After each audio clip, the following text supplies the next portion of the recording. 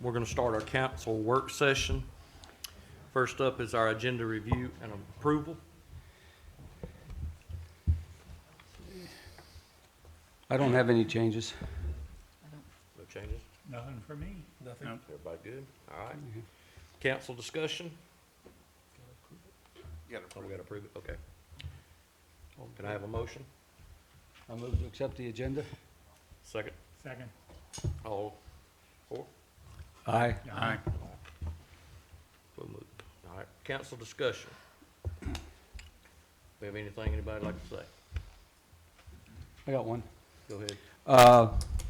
I'd like to say thank you to the nonprofit in Sunset Beach, Sunset Vision, and the Committee to Honor American Veterans for their service to the town, putting up holiday lights in the park and on the Veterans Memorial, and taking them down today. They're all down, and we're ready to work for this year.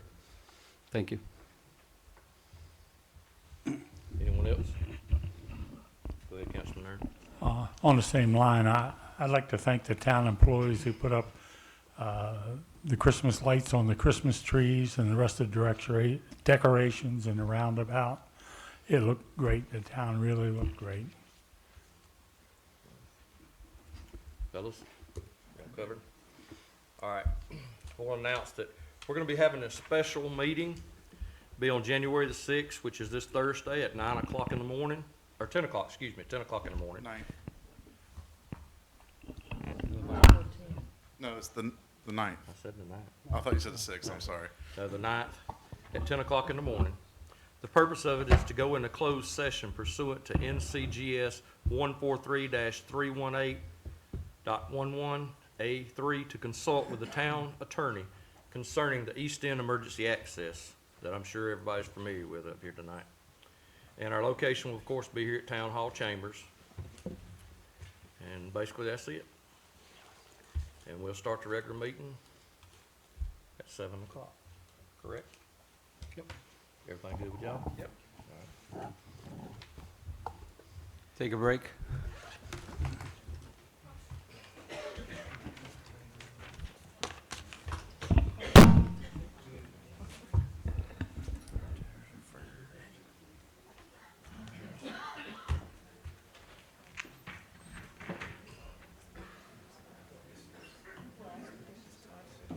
You gotta think of what to take up the time.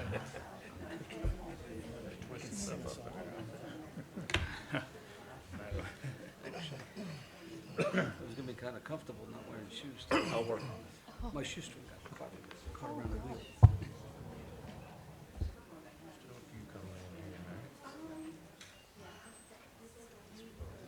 How's Butch doing? A little better. Is he still up there?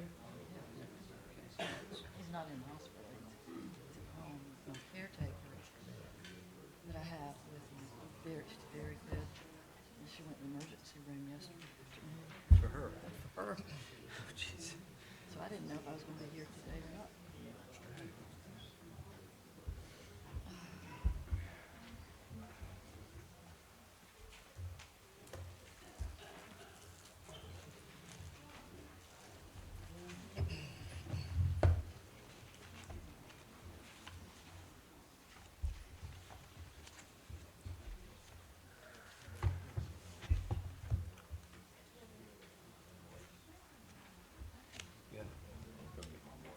I know Yeah. that happened.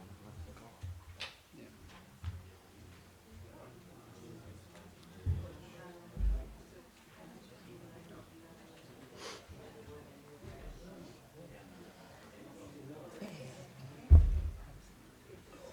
This stuff's sitting here for 10 minutes looking pretty. I mean, it's a shame we can't just start what you got. See everybody shops Costco. And I told her, Can't beat the price. look, this is. There's nothing in your music library. And it'll probably I have. don't think that was mine. What is your father's name? Phone's off, sound's off, and it's still talking.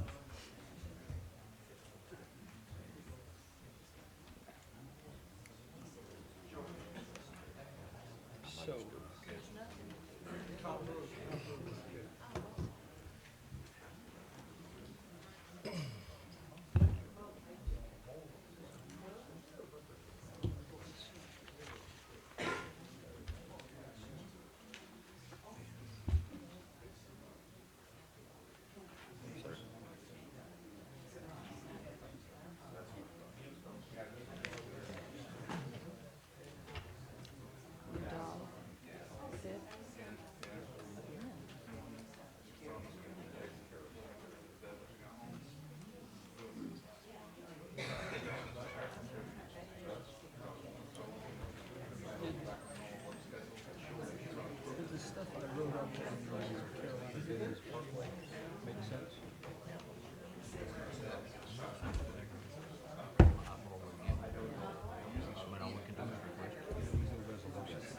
all that does is it gets it in before the deadline and it puts our voice on it.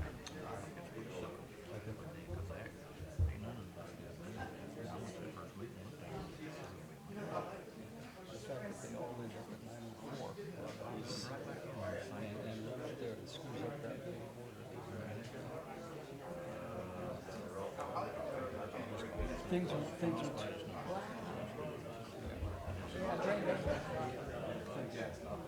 too busy with the house. Just have to figure these out now. I know Charlie, please talk to you about it. So, just Jack Daniels.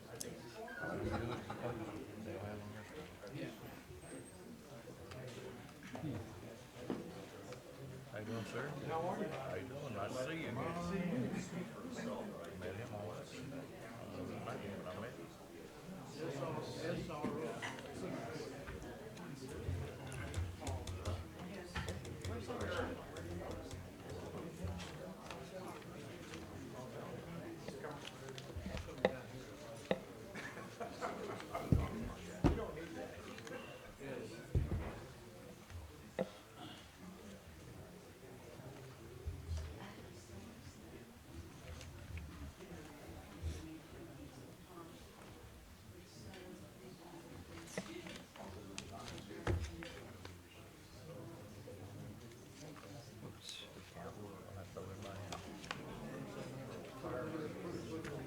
Send the press Send the press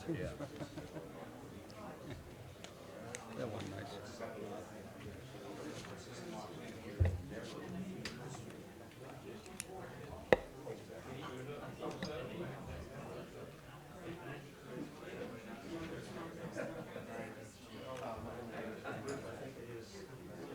How many we got?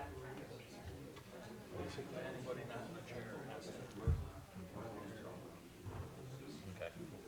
Ladies and gentlemen, it's been brought to my attention because of the fire code, the ones that are standing up, we're gonna have to ask you to move into this room right here, but you will be brought in. If any chairs come open, you're more welcome to join it. They'll be right there if that's okay with y'all, just for the fire codes. Thank They you. also have speakers in there that can hear everything on the microphones, so please talk into the microphones. And they've got the live feed up on the TV so you can see it as well.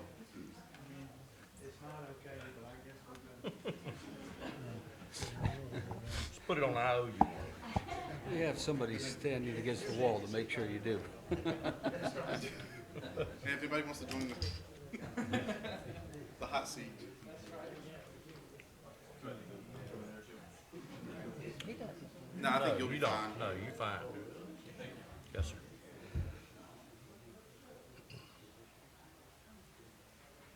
Man, we got 6 minutes. We don't own the 6 minutes. It's like when you was a kid and you was waiting on Christmas until forever. Now that you're old, it gets here too quick. Yes, sir. Yes, sir. What's bad is when you could have Christmas and have to call and tell them what they want next Christmas.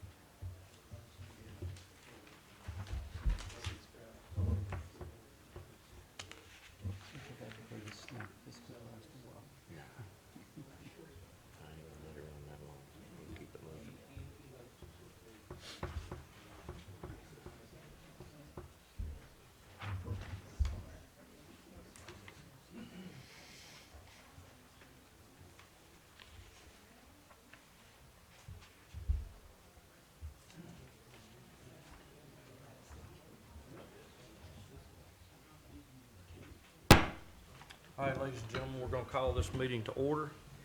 Everybody stand for the pledge of allegiance, please. I pledge allegiance to the flag of the United States of America and to the republic for which it stands, one nation, under God, indivisible, with liberty and justice for all. Does any member of council have a conflict of interest or the appearance of a conflict of interest with any regards to any items on the agenda tonight? If so, please state at this time. No. No. No. No. No. Okay. All right, first issue up after that is the public hearing. Do I have a motion that we open this up? So moved. Second. Take a vote on Yeah. it. All four? Aye. Aye. Okay. All right, that closes that. All right, this is in regards to Article 12 and Article 6, Stormwater Management Ordinance.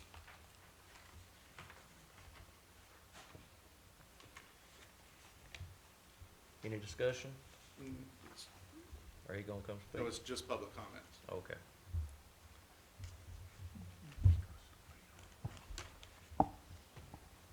It don't say public comment, it says public hearing. Well, it's public hearing. You'll have the discussion later on Okay, it. okay. Old business Yeah. number. So we just skip over that, go to minutes of Does approval. anybody have any Rick? comments, any remarks they want to So make? says anybody got any comments? Yeah. I have one on a different subject. But we'll wait just a minute if we can on that, when we Okay. have the public conduct on agenda meeting. I move we close the public hearing. Second? Go ahead, sir, take it up. Please state your name and your address. My name is Ronald Cohn. I live at 401 16th Street. Actually, I commend Todd and John for the amount of work they put into this thing. It was myself, was one of the people who really felt this was essential. My property down there has totally been a disaster in the last 2-3 years since the paving of North Shore. My property is totally underwater anytime it rains, but with the small amount of improvements that the city has allowed them to do with some drainage, some things prior to that, it's taken away 60% of the water that's coming directed at my property. But I do have, while I do want to thank you and tell you that it's the right thing, I do have 2 comments in here that I think should be addressed. I'd like you to at least consider these. A number, under A, number, it's number A, development of the stormwater, and where it talks about, on number 3, in the addition and requirements of subsection 1, all development or redevelopment of a single or duplex residence greater than 200 square feet must provide appropriate storm controls.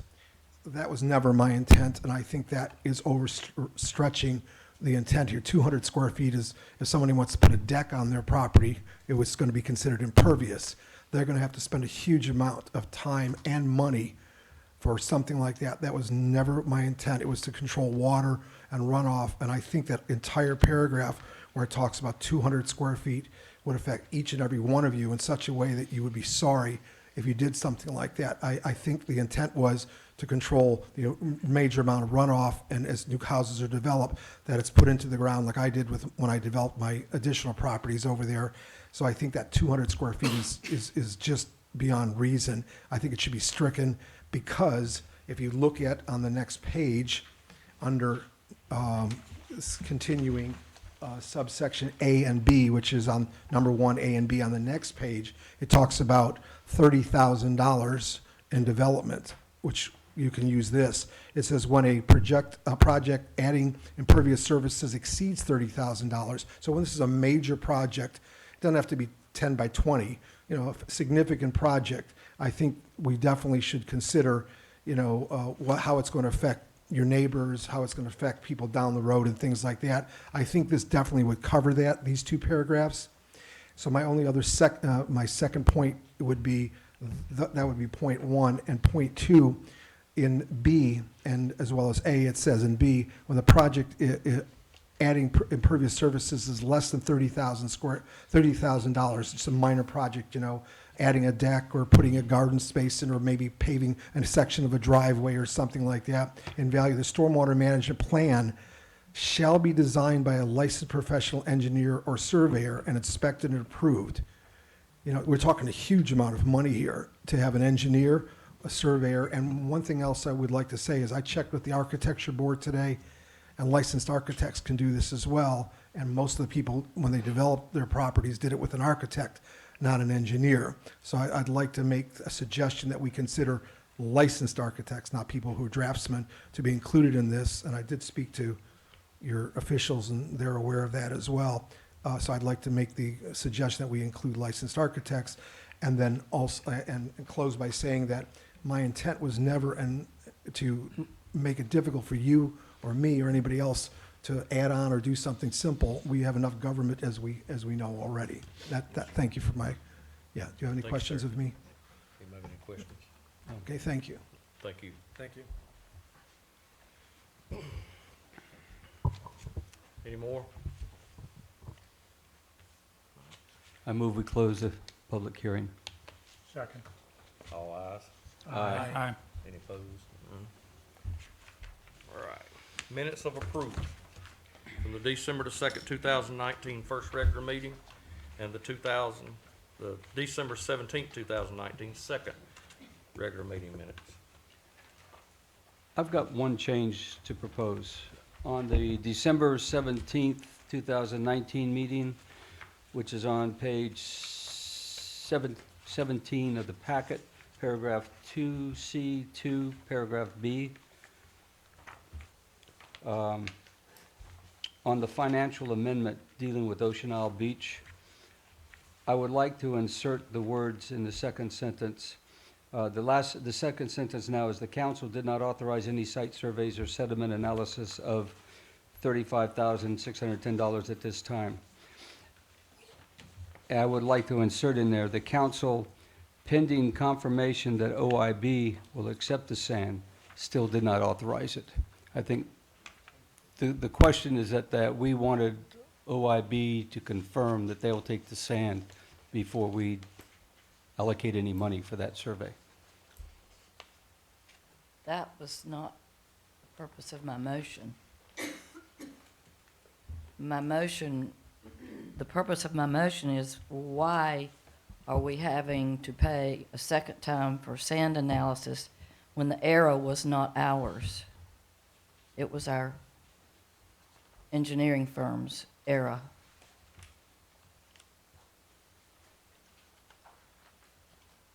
Well, the takeaway that I had in addition to that part was that if at any time we do authorize any spending for OIB, sand to go to OIB, we need to have confirmation that OIB will accept it. In the consultant's proposal to us with that price, he identified the cost of doing the survey to moving it, to provide the sand to Ocean Isle Beach, but he did not make any assurances, he did not have any assurances that OIB would accept it.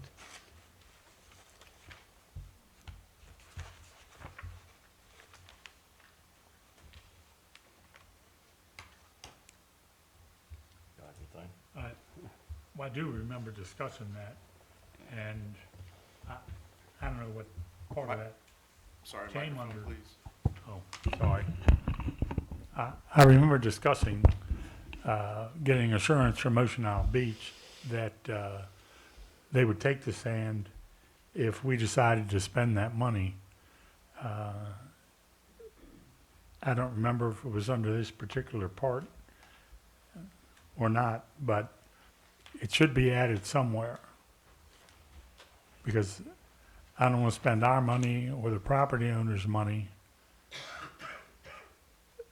seeing if the sand is compatible, then Ocean Isle Beach says, oh, we don't want it. Doesn't 5A say that, the last paragraph?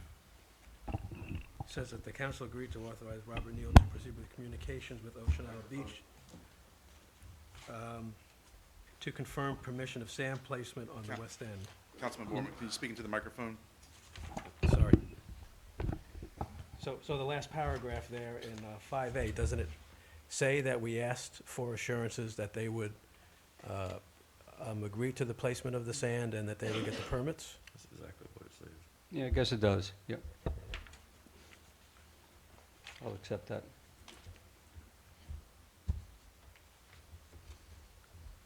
Any more discussion? Got anything else? All right, that's a motion to accept the minute. I move that we accept the minutes from December 2nd and December 17th. Second. Second. All ayes? Aye. Aye. Aye. Opposed? None. All right. Okay. Yes, sir. Yes, sir. Next up is the public comments period on agenda items only. If anybody would like to speak?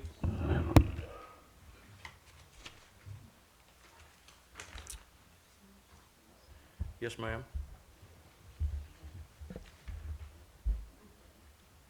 Respectfully, ma'am, we're gonna use the 3 minutes which our council has in effect. We'll start it after you say your name and your address. And Okay, when there's ready, 30 set. seconds left, I'll stop it just to remind you and let you tie it up so everybody will be on the same page, okay? Thank you. Thank you so much. Please state your name and your address. Ann Bockelman, 404 3rd Street. I just want to speak in favor of your examination of the cabanas. I'm in favor of keeping them. I think that they provide a health benefit. As many of us in this room are, I am also a senior citizen, and we all need to be thinking about our skin and preventing skin cancer. I'm also the grandmother of some young children, and I want them to have protection when they are at the beach. This provides shelter. If people don't want to use a cabana, they don't have to, but it's really nice to be able to enjoy the beach and not be worrying that you are increasing your risk of skin cancer. I'd also like to suggest that the council reconsider the previous rule that was made that prohibited rental companies from erecting the cabanas. We own our own cabana. We're still old enough or young enough to put our own up. But lots of people can't put their own cabanas up. And if you've got a bunch of little kids that you're trying to protect from the sun, it's difficult to put your own cabana up. You need to be watching them and making sure they're not getting out in the water and getting in trouble. So it seems really reasonable to have the cabana companies erect them. I know you have to take into consideration that there were complaints about speeding or noise or whatever. I think those can be addressed in a reasonable way without preventing the companies from doing that. So I would urge you to consider changing that rule. And that's all I have to say. Thank you. Thank you very much. Thank you. Anyone else? I know your name, but you state it again for us, please. Yes, sir. I'm Eric Edgerton. I live at 459 Ocean Ridge Parkway in Ocean Isle Beach, and I'm here to speak about G-Stats. I would like to have you guys consider just putting a resolution against this project. There were 9 proposals written, and none of them are acceptable, and here's why. They asked the readers to pick which one they wanted. And if you put an interstate in a community, right through a community, you're not going to want it, so you're going to want to pick something further on down the road, which is number 9, which comes in at Grissettown. Now, from Grissettown to 130, and that's the intersection for the high school and Lowe's Hardware, they're going to make that an interstate with 4 intersections on it. And this density of intersections will create chaos with lane switching and potential problems. The current 220 foot of right-of-way is expanded to 400 feet and 1,000 feet for intersections, and 55 establishments valued over $200 million will be forced to move.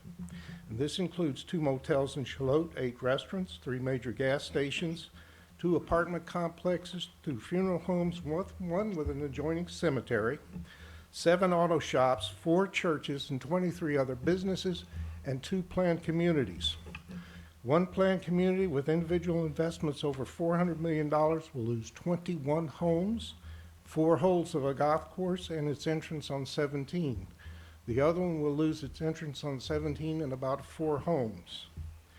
All this potential disruption occurs in the 4th fastest growing county in the United States. And the potential cost estimates for this is $380 million. That's for the whole road within North Carolina. At the same time, the DOT is spending millions to convert that section of 17 into a super street, redesigned intersections, and just this summer had public meetings on a new project at P Landing Road. Those millions will be wasted with this new project. The only reasonable alternative for this monster remake of our county is to mirror the construction in South Carolina with a parallel road and end it at Interstate 140. The new interchanges would connect US 17 every 5 miles or so, and this will create a wide area for business expansion between 17 and the new road. Not to interrupt you, but about 30 seconds, please, if Okay. you could tie it up. I would Thank you. encourage you to pass a resolution against this project and include in it, stop all the work. There's no use wasting our money on it. Thank you very much for your time. Yes, sir. Thank you. Thank you. Anyone else? Yes, ma'am. I'll get you next, ma'am. You said, then I'll get you next.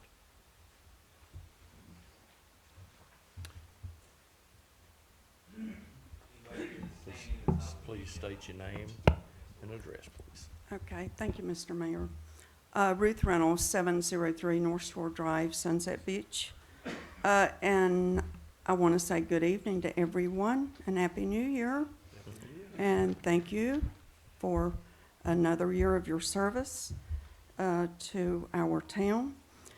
And I hope each of you got Tylenol in your stockings for Christmas, because the canopies is back on the agenda, and I'm here to speak against the canopies being brought back, especially bringing back commercial vendors, because we had the best season that we'd had in years and years and years this past season.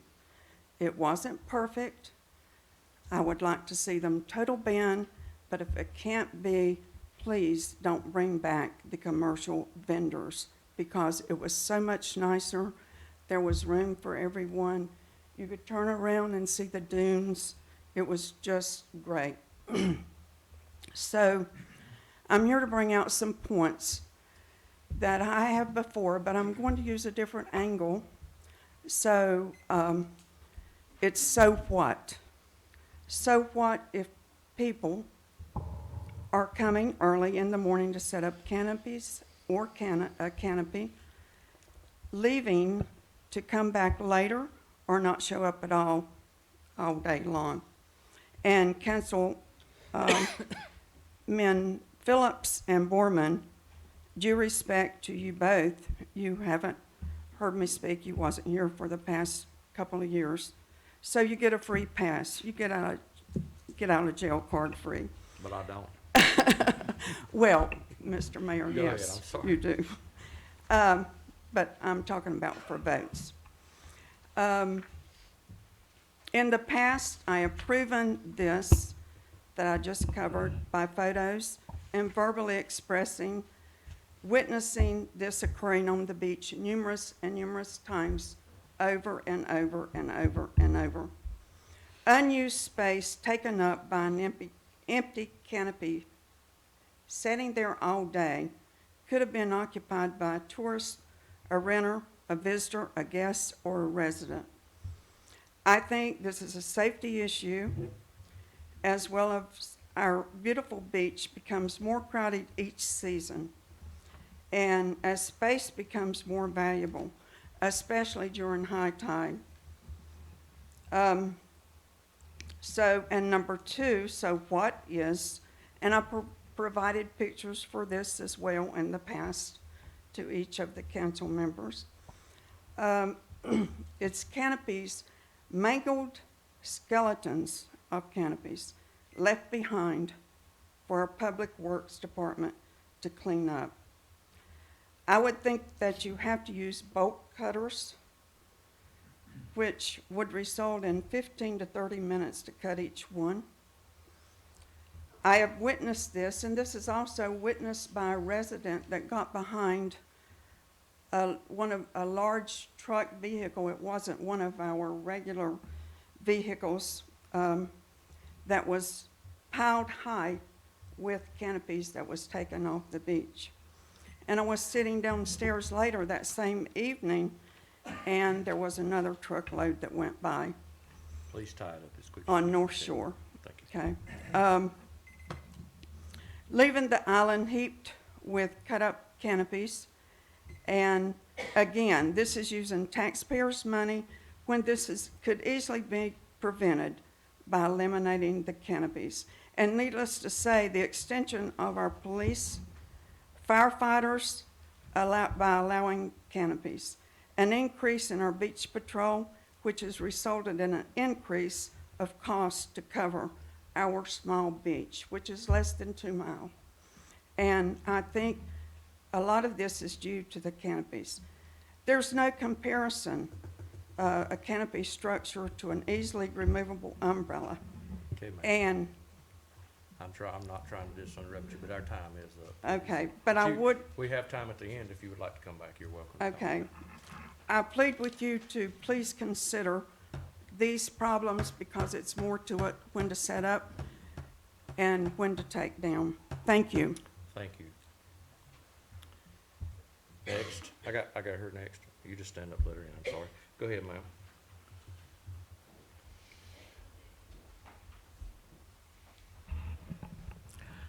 Karen Joseph, 915 Sandpiper Bay Drive, Sunset Beach. Good evening. I want to support Mrs. Bockelman's comments regarding the cabanas. I have great confidence in our police department and our fire department regarding any issues that might arise out of bringing back the commercial vendors. As Mrs. Bockelman stated, there are many, many good reasons why people need cabanas. I don't use a cabana, but if I did, I would not be able to put it up. As regards the concern that some people have when they see a cabana that is not being used at a particular time of day, I think there are very few people who will go to the beach at 7 in the morning and stay there till 5 in the evening. So why not give people the opportunity to leave the beach for a while? Even if you pay to park your car in the lot, that's an in and out all day long with one fee. So I don't think that that's an issue. As far as being able to see the dunes, if the commercial vendors line up the cabanas the way they're supposed to, you can still see through the cabana. It's not like it has 4 walls that prevent you from seeing anything. So I hope that you will return to the way it was a couple of years ago. It seemed to work pretty well. If you need to add some additional rules, I'm sure you'll come up with them. And as I said, I'm sure our police and fire departments will be able to guide you in your decision. Thanks very much, and Happy New Year. Thank you. Anyone else?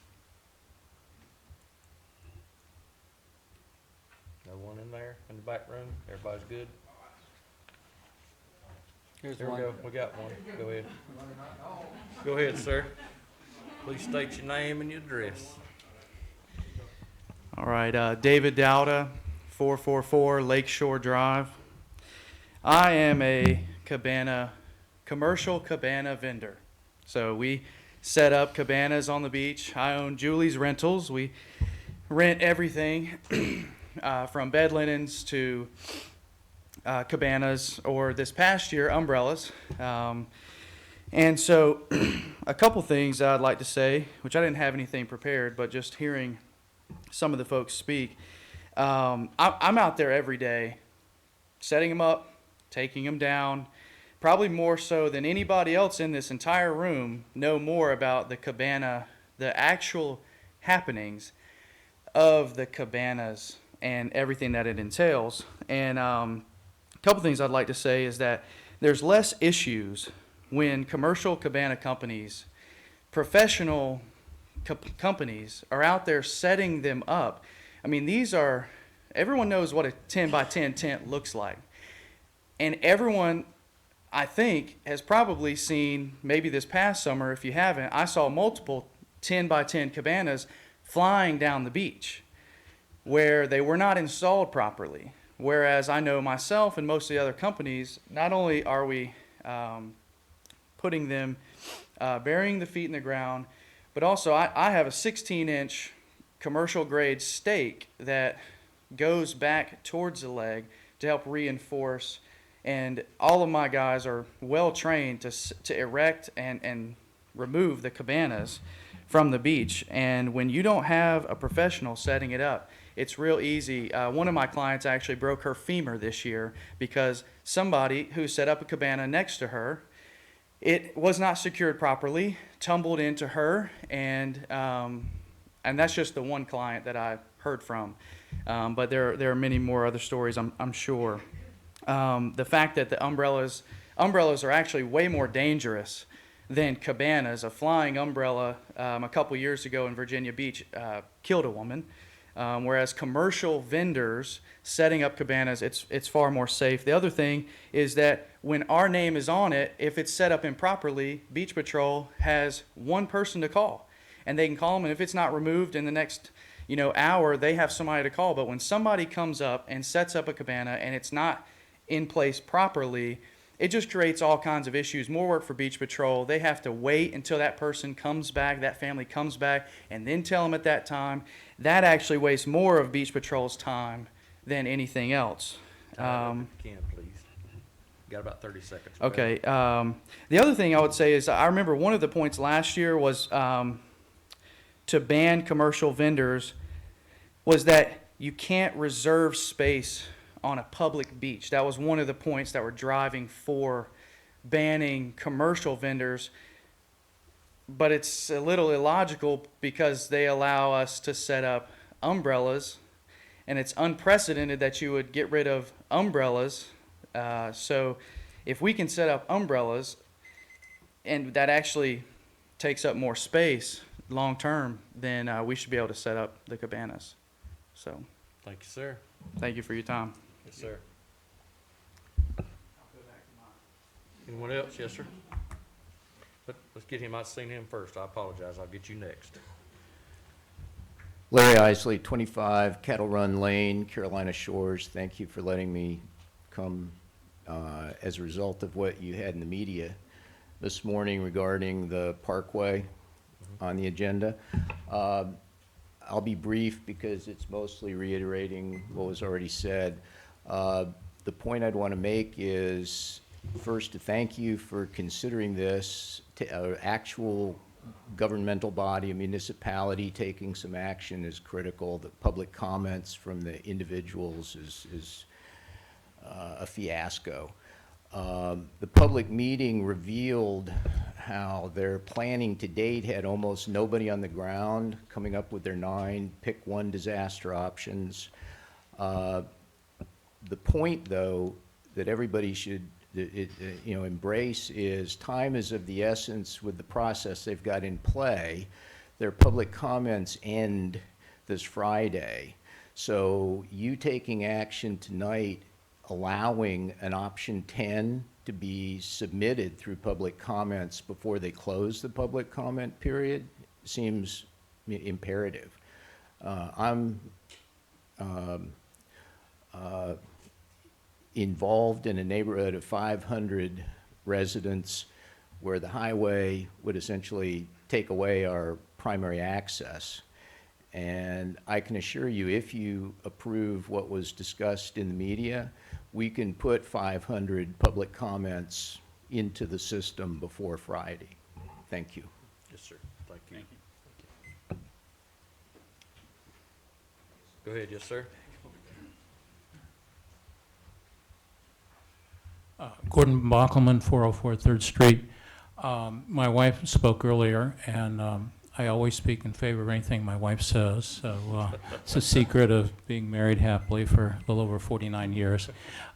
Two comments. I want to agree with the gentleman who spoke previously, that I find umbrellas a much greater hazard on the beach in terms of not being secured. And I have witnessed young children and whatnot getting tangled up in umbrellas blowing. So if you're going to ban anything, I would start with the umbrellas.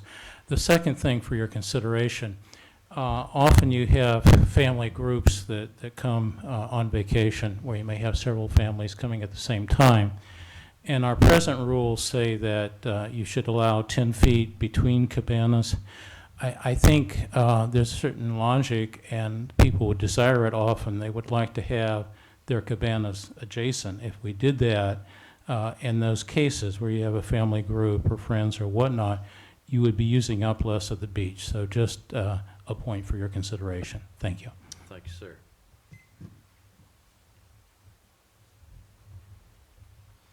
Anyone else? Yes, ma'am. Go ahead. Hi, I'm Ann Morales, and I'm the owner of Lot 1 in Palm Cove. I know that's been a big issue on Facebook, and I'm here to say, by the way, I don't know any of these people. The new councilman, I think, it was suggested by Lynn Nesmith. Please use the microphone. I think it was suggested that the new councilman, that they were in cahoots or something, that it was that this all happened at the same time. I do not know these people. They had nothing to do with me putting that fence up, nor did the mayor. Nor do I think that any of them live in Palm Cove. I'd be surprised to find that out. So no, that wasn't something that they were elected into and now have. It was on, everybody knows what I'm talking about, I'm sure, on Facebook. But no. In saying that, I did come to the town. I went into contract on that property in May. I did come to the town and offered May, June, and July to not only have a gate there, but I would pay for it. I offered to let that emergency access be there, but because of the reasons of my home was being built there with my grandchildren and my daughter, we all have a backstory, and I'm not going to bore you with mine, but I do have reasons. And I just wanted to keep my family secure. I don't know if you've been out there, but it is like an anthill. That was never, ever, ever has been public access, ever. So if you've been using it as public access, the town themselves have a chain there. They have signs there saying it's not a public access, it's emergency access. I was told myself that there was a problem, a liability problem, that they wish that they didn't have. I came, I offered 3 times, 3 months, excuse me, more than 3 times. I offered to pay for the gate. I offered to pay for all the landscaping. I offered to pay for the sensors put on the trucks. I did offer the town. I was shot down. Every single thing that I asked to do, I was shot down. I bought this property. I've worked very hard in my life. I have been called names. I've been called untitled, a snob, a bitch, you name it. People have called me names just because I own a property in Palm Cove. I have worked extremely hard in my life. And this is my dream. And you know what? You guys are, the people that are coming against me, it's unbelievable. You don't even know me. I've worked very hard. I'm an American. And since when do I have to apologize for working hard and being able to buy a property on the beach? It's been my dream my whole life, and share it with my family. I am not trying to stop anybody from doing anything. I came to the town. I offered you everything. You shot me down. And I have to say, there was some deceit there. I feel it. I mean, I know it. Not trying to be That's, disrespectful, but sword tight if you can. okay. About 30 seconds. That is private property. The town is not responsible for me putting that fence up there. I did that. It's private property. They have no claim to that land. None. The prior owner did give them access for emergency. I offered them access. When they would not cooperate with me, that access has been revoked. So for anybody that has anything to say, if you're a property owner, I ask you this. My friend brought this up to me. I ask you this, anybody that has oceanfront property, how would you like? Is it okay? Raise your hand. If you would allow people to have access through your home to get to the beach, you would literally be going through my bathroom. Okay, ma'am. Not being disrespectful, but time is up. Okay. Thank you very much for giving me a moment. That slipped in because it was not an agenda item, but I went ahead and let you go ahead and speak. Thank you. Because was here. Thank you. I'm Yes, just ma'am. trying to settle people down. Understand I'm a completely. really nice person. I I'm appreciate not, you- I appreciate you taking time coming out and talking. That's what I'm, it's I'm a about. very People nice talking person, together working and I together, want it's a long to way. embrace the community. I'm floored at the reaction. Thank you. Thank you. Anyone else? Back room's clear, correct? Everybody from back there that wants to speak, spoke? That's what they said. All right. Let's go to the next thing then. Will be our town administrator reports. Yes, sir. Town administrator, Uh, Ronnie, go ahead.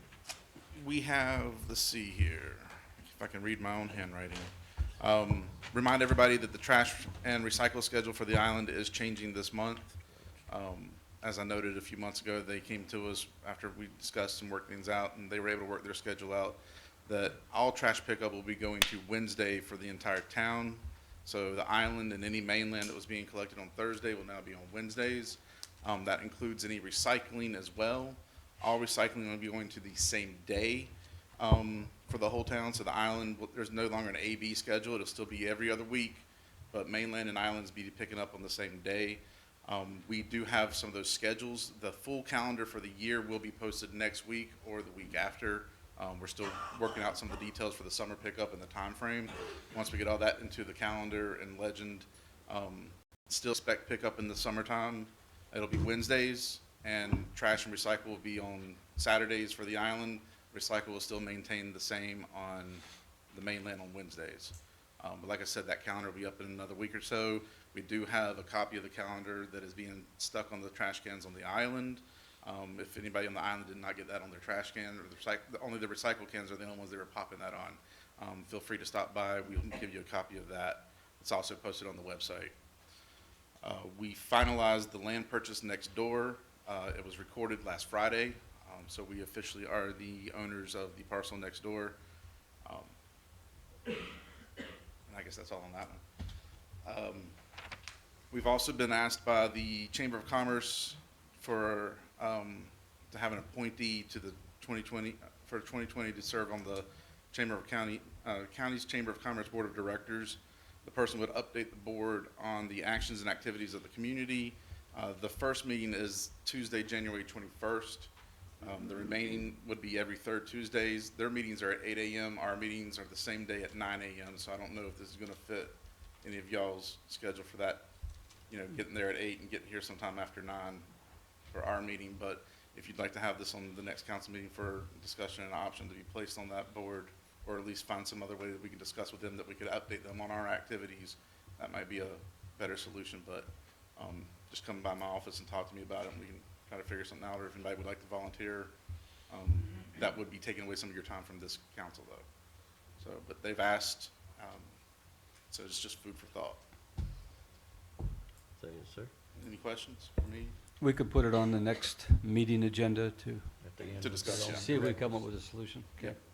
And I'll approach them to see if there's like some type of alternative that we can do, or send in a staff member instead or something to that effect. It's the first time since I've been here that the chamber's reached out for anything for this community, so I think it'd be nice.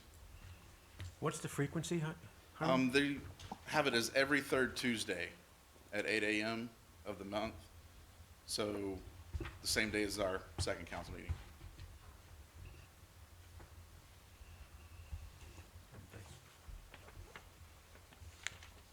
Anything else? Anyone? Does that complete your report? Yes, ma'am. Mr. Mayor, I'd like to ask a question. I'd like to ask a question. Go ahead. Have we had a response about the variance request at the CRC meeting? Sorry, February? we have not had a response yet. We checked with Mr. Neal, he was on vacation, everything got submitted in time. They've not heard anything back about scheduling yet. So he says he's gonna check with them and check with Grady, and we talked to Attorney Richardson today, and we didn't talk about that, but he also didn't mention anything about scheduling or hearing from them yet either. So we haven't heard anything bad, we haven't heard anything yes, no, maybe, or yeah, we're still waiting to hear back. Well, I would just like to make the council aware and remind you that I am one of the liaison council members to the dredging project. And I want to make you aware that I plan to be in attendance at that CRC meeting. That's Coastal Resources Commission meeting whenever that variance is heard. So there won't be any confusion about why I'm there. Yes, ma'am. Anything else? Are you the only one who can attend? I don't think so. I think anybody can attend a Coastal Resources Commission meeting. I just don't want the whole council to show up and us be accused of having a meeting. I'm just trying to cover the bases here. As a reminder on that, Councilwoman Harris was one of the liaisons selected last year, but so was former Mayor Pro Tem Benton. So we did have two last year to avoid the appearance of having a quorum at a meeting. Those two could go to anything together and not have to worry about that and report back to council. So if that's something you would like to consider for the future, it's on the table, but she is the only remaining liaison we have currently, so. We should then put on disposition of directives and have a discussion at the next meeting. If y'all want, I'm just letting you know, the reason we only had two was to prevent the opportunity for a quorum. Does that mean that other council members can't attend? We're advising you not to in a quorum, but if you do, we're gonna have to notify the papers and everything that everybody's showing up in a meeting, and Lisa will have to attend with you.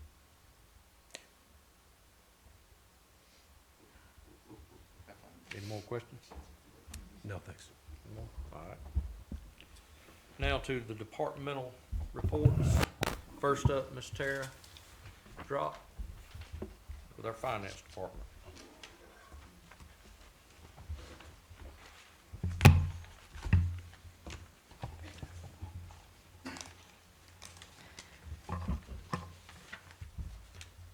I don't really have a lot to report on our financial statement. You all have it in front of you. Everything is on track. We're coming in right where we need to with expenditures, and right about now, in the next month or so, is where all the revenues will start coming in for ad valorem, when everybody's tax bill is due. Are there any questions with the report? I don't have any. No, I'm good. I don't have any questions with the report, but Okay. I do have a request Go ahead. for Tara, but it's not about the report. Okay, do we want to save it to later? Or are we Well, going to fix it to release her? Okay, I would like to ask her Go ahead and now. ask it, yes. I would like, I know this is asking some special work, so I would like your approval too. But I would like an accounting of all the legal expenses that we have spent on Palm Cove from day one through December 31st of 2019. I would like to know how much our taxpayers have spent on that area. I can do my best to look into how that's broken out on the bills. Okay, Yeah. I would very much appreciate it, thank you. Sure. Anything Are there else? any other Any other- finance department questions? Thank you, All Chair. right, thank you. very much. Thank you. Next, John Marshall, Stormwater Department. We'll work on that. You're doing good, thank you. So our November report here, we completed most of the work around Shoreline and Azalea. We still have some asphalt patching to do and some erosion control, but most of that system is in place now. And I actually this morning, and made me realize what I've done here, or how I present this information to the council and public. I was asked what DE2 means, and I need to do a better job of descriptions on this. What I try to do is tie everything back to the capital improvement plan. That's why you see that's a drainage easement. They're all numbered, just like all the pipes, catch basins, everything we work on. But I will try to do a better job of providing a better description of what these projects are and where their location is. But anyway, we worked on that Azalea area. That includes the DE3 and DE2. And we're about, like I said, to complete that. The completed other drainage easement projects, 6, 7, and 16.5, are the drainage easements located along Azalea headed south. There were 3 of those areas that were earmarked for some clearing and work, and those have been done as well. And also during November, we utilized the vac truck and did some pipe cleaning along 28th and 29th Street, and we have quite a bit more work to do across the entire island with cleaning, so we'll be working on that as well. And the summary report spreadsheet, it lists those projects that have been completed to date, and at the very bottom, the last set, you'll see that there's 3 projects. 2 are out to bid, and 1 is undergoing some engineering work. Those are all 3 of those projects are on the island. And then, as you know, on the 21st, I'll have a summary of this work, as well as projections for the balance of this fiscal year and next year, and where we stand, fiscal projections, things like that. So, anybody have any questions? Are the designated DE 1 through 7 or whatever, are those also on the stormwater plan that we have? The Yeah. catchments are, I know. They are. on the They plan. are. They So are. Yes, they all sir. track, all of that tracks back to the catchment, That's to the correct. plan. Yes, sir. There's Right. it's a separate section in the CIP, in the plan. Yep. Thank you. Yes, sir. Anything else? All right, thank you. Thank you. Thank you very much. Next, Public Works Department, Mr. Dustin Graham. The beach access at 1518, 1602 is about 85% complete. We should finish it up within the next 2 weeks. We'll get that one back open. Also, the new restroom has been ordered to replace the one that is in the gazebo parking lot next to the gazebo. They're supposed to be here between at the end of March or towards the middle of April for us to get it set up and get it ready for the season before it opens. And that's all I got. Let me ask you a question. I remember at a meeting I was at before, I was sitting in this seat. The one that you got there, what was our final decision on that one? Haven't made one. So we still need to look at something about whether using that for parts or whether using it as a spare? Yes. We need to look into that, correct? Yes. Anybody else got any questions? Just a question, when we go over the bridge to the island, and they have that area just to the right where all those little white pilings are, little pylons, on the bridge going to the island, the market area where people like to park to go I know what you're fishing talking at? Yeah, who's responsible for maintaining those? DOT. Those sanctions? DOT. Okay, who's responsible for calling DOT when they're We'll all laying notify around them. on the ground? We'll notify them tomorrow. Okay, thank you. Anyone else? Dustin, have you completed your analysis of whether that gravel that you applied to 10th Street or 11th Street, whether that is working out or not? No, not yet. I'm still working with John on that, with Stormwater, to see exactly, but, it ain't rained a whole lot, so, but it is holding up pretty well right now. Was there an analysis done of what the cost would be if that was implemented throughout the island? Throughout the island? No, but I can get it for you. Okay, thank you. I can do that.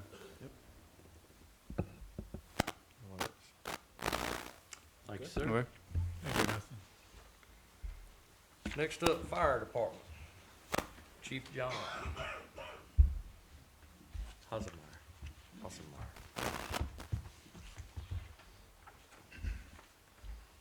Good evening. Any questions on the November report? That's pretty status quo, nothing really jumps out. I'd just like to make a reminder, anybody that needs smoke alarms or anybody at home, check theirs, make sure they're working. We did have a heating appliance related fire about a week and a half ago, so working smoke alarms save lives. And that's all I have for you so far tonight. Good deal. Short to the point. Not yet. Go ahead. First off, thank the fire department for the assistance in changing my smoke alarm batteries right before Christmas, right before we got inundated with relatives. A question on the, how do you account for, what kind of reporting are you doing on the community risk reduction position activities? Is that included in? So some of that stuff that's on the report is coordinated by Deputy Chief Adams, the public relations events, fire prevention visits, the smoke alarm stuff. He's coordinating a lot of that stuff. So, currently, right now, because it's a new position and we're figuring out different things and different programs we want to start, he has a spreadsheet. I asked him to start keeping track of that stuff, so I can get you more specifics if you want it. Has he actually started going to various homes and doing those risk reduction inspections? Some of the home visits, yes, but not, we're in the process of implementing the community paramedicine type stuff. So Okay. that's still a work in progress. This is jumping back up into more recent times, but you sent out a report, there was a fire on 832 Magnolia. Yes. Is anything, you said there are no, you had assistance from multiple other fire departments, and it was put out pretty quickly and nobody was injured? Correct. The on-duty crew did a good job knocking the fire down. For any structure fire in Sunset Beach, reported structure fire, our automatic aid partners in Calabash, Grissettown, and Ocean Isle come on the first alarm assignment, and that's standard practice. Was the house still able to be used afterwards, or what was the extent? And Significant damage, though that's still up in the air whether they're gonna fix it or it's in the hands of the insurance folks. are there agencies that provide assistance for that family, Yeah, those individuals? If they request it, we can contact the American Red Cross, who will help them with shelter needs, but that family had quite a bit of other family close by to help too, so. Okay, thank you. Anyone else? Thank you, sir. Thank you, Paul. Next is the police department report. Chief Claymore's not here, but Sergeant Cully is taking his place. Good evening. I'm sorry I'm not Chief Claymore. You should have everything in your packets. We don't really have anything to add, but if you have any questions, I will try my very best to answer. If I can't, I'll defer to the chief when he comes back. Anyone? I don't have any questions. No questions? No. Thank you, folks. Good to go. Thank you. Good job. Next up, Planning and Inspections Department. Todd Rodemacher. I got grilled on my first night here, and I wasn't even an employee yet. All right. It's been a fairly busy month. Arteza Village still going through their construction. They've got the grading and everything going on. The final phase of Sunset Ridge. As you drive by there, you'll see that there's a lot of clearing going on as they move towards building those units as we move into the spring. Talked to a couple developers about some some multi-unit commercial projects, and we'll see how that develops going into the future. The planning board at their last meeting also approved a 108 lot subdivision that will total 216 units, as they'll all be duplexes for H&H Homes. and that's known as the Towns at Seaside. We've talked about a UDO amendment to encourage or to require native species plants as part of our landscaping plans that we already require here in town. Discuss the need to formally place a sidewalk requirement in the ordinance for all new development. At the ERC meeting, which we'll get into a little bit more, when Mr. Larkin gives his report from the committee, we talked about some Tree City USA, stormwater discussions, and communication with other area ERCs with our members. Also attended a public hearing in Bolivia about boundary changes to the inlet hazard areas, where our community will be reduced from 203 structures in the inlet hazard areas down to 16 structures in the inlet hazard area. So that's good. Permitting numbers are still strong. A lot of single-family homes still coming in. A lot of interest from individuals building their retirement homes or their dream homes, if you will, here in our community. And our inspectors continue to stay extremely busy. Any questions? Go ahead, Jamie. So of the reduction of from 203 to 16, what's the percentage of those roughly are on the east end of the island? Are they all on the east end? They are all on the east end of the island. Thank you. Yeah, the other portion that used to be in the hazard area was part of the Bird Island Reserve, and that's been completely removed. And then the only other one I had was with reference to what Mr. Cohn said earlier. Yes. In looking at your proposal for these amendments, it looks like they're loosely based on some of the other coastal communities in North Carolina. Sure, correct. Did this 200 square foot allotment for that specific item also come from other areas that are doing It's a this? pretty common number. And to address some of that a little bit, and we can get into that a little bit more when we get into the actual discussion of the amendment, but that's for impervious coverage. That's 200, like a deck expansion that doesn't have a roof on it, or a new garden, or, if you're doing a pervious driveway, that's not going to count against you in your stormwater requirements. So. Thank you for the clarification. Do you know the reduction of the inlet hazard area, will that have an effect on the dredging project? No.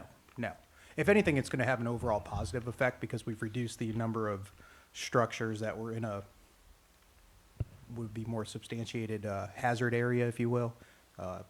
We just have fewer structures that are in a specified hazard zone, which is just good for the town, good for the homeowners. And these maps haven't been adjusted since 1979, I want to say. So they were pretty far out of date. So now we're taking into effect all the sand accretion that we've had over the years here on the barrier island. And, the maps are just more accurate. Some communities, like Holden Beach, for example, saw extreme increase in the number of structures that they had in the inlet hazard area. And they obviously have some concerns that they voiced at the meeting.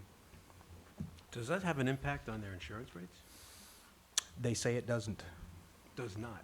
But honestly, I don't know enough about that to give you a solid answer. Okay. Anyone else? Nothing. Thank you, sir. Thank you. Yes, sir. All right. Now moving on to old business. First up is discussion and approval of the 2021 budget calendar. Ms. Teardrop, you have it.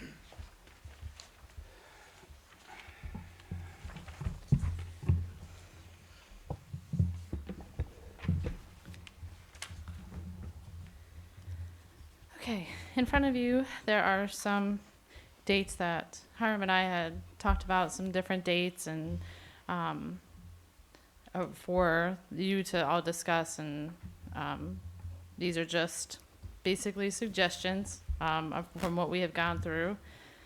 The other thing that's attached to it is a form that I had done that we'll be giving out at the community meeting that we have to see what citizens would like to see as far as services or different things from the town. And then there's also the community meeting flyer that's associated with that. And we're also going to use this form during the budget sessions, so if there's something that you think of while we're going through department reports and things like that, you can focus in and take it with you and think about it and come back with the suggestions and try to focus, keep everything kind of focused on what we're talking about. But we'll start with the dates. I have a concern with one date. Okay. That's the February 18th meeting, the budget kickoff meeting. Okay. I think that's a critical meeting for the council to present what we think are priorities, as well as to sort of do dreaming and point out everything that we think in the future that we ought to be identifying. I'm not going to be in town that week, so that portion, that's also co-scheduled on a day of a council meeting that I won't be able to attend, which is not that critical, but I'd like to impose on the council themselves to make themselves available to do the kickoff meeting either the week before on the 10th, 11th, or 12th, or the week after, 24th to 28th of February, any of those times. Staff, if I can interject on that one, Sure. staff would prefer earlier, so that if anything that interchanges with the department items, they have a chance to address themselves when they come to their presentations. So if y'all can make it the week before, that'd be wonderful, as opposed to the week after, because that limits their ability to react and do the research. Did you get availability dates from all the council? I did not. Okay. What were the dates the week before that you suggested? The 10th or 11th or 12th? 10, 11, or 12. Any of those dates. And then the question would become tied into that. Would it be more convenient to change the council meeting date to that date, or just have a separate meeting? Let's have a Either- separate meeting. Separate meeting Please. probably would go faster. Yeah. But either way, that makes it more convenient for all of y'all, we can work with that out. There's no problem changing that meeting date at this time, if that's what y'all want to do. But like I said, if people are limited for time, since it's such a short notice with everybody's calendars, Yeah. a shorter meeting might be more apropos. Anyone else got any comments? Week before works for me. It's fine with me. Separate meeting as well, I think. 10th and 11th is fine. The 12th, if we did it at 10:30.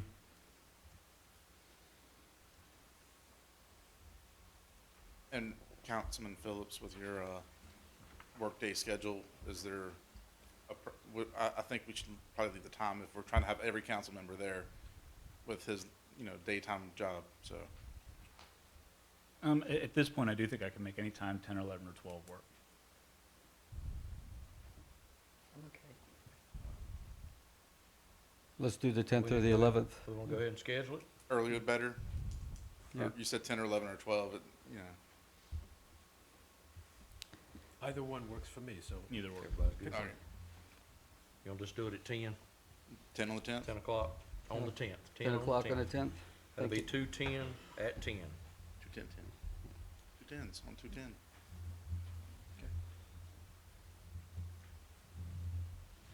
Thank you. Anything else? Anybody got any questions? You want to go ahead? Rest, you got anything else? This is really whatever, if there's any dates that any of you need to change, or if there's any issues with any of these dates, this is kind of where we're gonna try to set the schedule. We tried piggybacking on some council days so that you didn't have to adjust your schedule too much. And we threw in an extra if needed date on April 21st. We're hoping not to have to need it, but that's a fallback, just in case one of these other dates don't get made or there's last minute changes. Look at the times, look at the dates, make sure all this works for you. We try to get in a mix of the schedule to hopefully avoid certain doctor's dates and work schedules and things like that. So if anything doesn't work, this is the time to hammer it out. Yeah. I'm good with the rest of the schedule, so. I'm okay. I'm just verifying real quickly.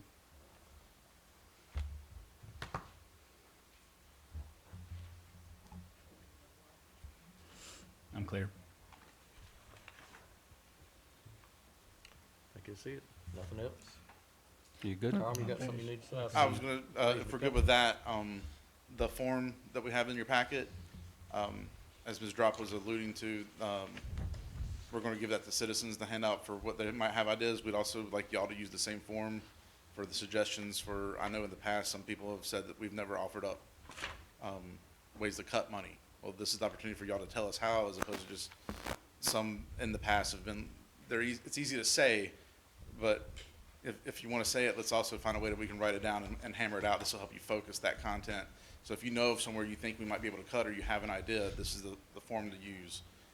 Bring it with you to that meeting on the 10th now, and we can collect them and we can share them amongst each other. Everybody can review it before the department meetings. It's a way for us to keep track and make sure everybody's on the same page with what everybody's discussing. Because for the new people involved in this, there'll be a lot of drafts, a lot of paperwork, and a lot of stuff shuffling around. So it'd be a lot easier to have a similar form that everybody's using to try to ease the process. We're trying to update how we did it last year. Last year we had a pretty good process. There's still some things we could work out. This is one of the things we're going to try to work that out. So I just ask that you try to use that form to the best The of other your thing, on abilities. the forms that you're printing out, you say you're gonna make it so the citizens can put in it, is that gonna be immediately, or is that only when we have our meeting? I believe it's on the website now. Yeah, it's on the Sorry, website now, and it is okay. intended for that community forum. Okay. Plus, we did discuss letting people submit to us electronically before the meeting as well. That's why we've gone ahead and posted it. Okay. But it is for their community forum, the community forum, so that y'all have an idea of what the community wants, so that when you put your ideas together using their ideas moving forward. So, I mean, they're allowed, we'll take public input all season long. This is a good way to head it off at the beginning, and so that we can shape everything around it. Yeah, at any time, any citizen can email like anything to me that they want to about what services and They do. budgetary issues, anything like that. And I have my email address on the form, and so, I mean, we want to give, and I know you all want to give the citizens what Most definitely. what they That's want. what it's all about. Right. So I think the community meeting will be great for that. Good. Thank you very much. Do we need to Anyone accept else? this? Yeah, we need a motion to accept the calendar We as have a amended. motion. I move we accept the calendar as changed on February 10th. Second? All the ayes? Aye. Aye. Any opposed? None. Thank you so much. Thank you. Next up, our discussion is gonna be about the ERC vacancy. And Town Administrator Marziano, it's on you. Yes, sir. We have an ERC vacancy. We advertised as we requested permission to do so previous meeting. The deadline has come and gone, and no applications were received. We're just looking for your guidance on how you'd like us to proceed. My recommendation is if you know somebody that's interested in this thing, have them, attend a meet and see if it's something they want to do, and then approach y'all and get back with you, and we can maybe bring them on. So basically, the next 30 days, is that what you're thinking? Well, yeah, I mean, When's if the you, next meeting, 2 weeks? the next meeting is on, 17, the 15th 15. at 10 o'clock in the morning. What you're saying is, don't bother advertising again. Yeah, I don't think the advertising is working. If you know somebody, Yeah. or you think somebody would be a good fit, and you know someone may be interested, but they don't know what they're getting involved in, talk to them, have them attend the meeting, have them talk to us, get a feel for it, and then maybe we can schedule some interviews for the council to talk to them. But the advertising is just not getting there. Is there a standing mention of this on the website, our town website, that we're looking for an ERC rep? The ad was placed on the website too. Yeah. Yeah, we can put it Just- back up. Just leave it up there till we fill the till we position? find somebody. Yep. That works. You want that? All good, sirs? Thank you. Next up, the discussion of cabanas for 2020 summer season. And Councilman Corbett will be recognized for that. The background information that I put together for this meeting is on the website, has been on the website, it should be in the programs there. I don't think it's necessary to repeat the whole thing. In a quick summary, back in 2014, regulations were put in. In 2015, we put in, the council put in the requirement for a straight line of perpendicular, straight singular line perpendicular to the ocean. In 2016, in November, we had a vote that banned cabanas and shading devices, and in the following meeting, we reversed that decision and allowed shading tents and devices. It was mainly because a question of how accurate the information was that was used for that first decision to ban them. Then in 2017, we closed off some of the areas between 1st and 27th Street and highlighted keeping the 10-foot distance between the cabanas. In March of 2018, the council ended the use of commercial vendors and rentals. And then in August of 2016, we continued to ban vendors putting up cabanas, but we raised the violation from $75 to $250. So now we have a new council in place. And I think my idea is that it's time to talk over some of these issues, make sure that we're pretty much on the same sheet of music. And do we have a consensus with the rules, or should we make any changes? Two key points are that I think, and whether you want to do it this way or not, Mr. Mayor, is first just have a general decision. Do we want to keep cabanas or not? And if we decide to keep cabanas, then item number 2 was, should we reverse our position and again allow commercial vendors to erect and take down cabanas on behalf of the customers? And if we do go ahead with that one, then we should have a discussion on a number of items that relate to how the commercial vendors operated. Should there be permits? Can we do permits? Should we limit how many cabanas a single vendor could have? Should we change the time in the morning when they set up from 7 a.m. to a later time or an earlier time? We should address the question of, do we agree that empty cabanas cannot be put up and rented on the spot? They have to be rented ahead of time. Discuss if there is a way for us to enforce parking rules, speeding, and those types of complaints where we had from people with too much noise. Should we keep the fines at the same level of $250 or reduce them or change them? And any other topics that come up. So first couple of items come up pretty quickly. Some of the other items could be handled fairly fast. Some items may need to be deferred to a future meeting. But so I have long been very candid that I strongly support keeping cabanas on the beach, and I also strongly support having vendors being able to put the cabanas up on the beach. Other views? Someone else like to go ahead? I have a question, and I also have a view. Number one, do we know the carrying capacity of this island for the cabanas?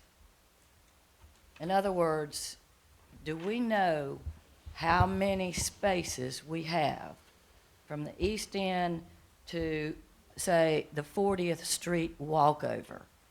And I personally have a problem with every single space being available to a vendor. I personally think that we should keep it as it was last summer for at least this summer, because it worked better last summer. There's a good reason why umbrellas work for Ocean Isle Beach, for North Myrtle Beach, and for Myrtle Beach. All of those very busy beaches only allow umbrellas, and there's a good reason that it works. I don't know if everybody read the letter we got from a vendor, but it appears one of our rules is contrary to the rules of setting up a cabana, and that is the angle that you secure the cabana. Additionally, the more cabanas, especially cabanas from vendors, create more parking problems and more safety problems for Main Street. We need to address all of those issues before we open the door to saying, yes, we're going to let the vendors come back.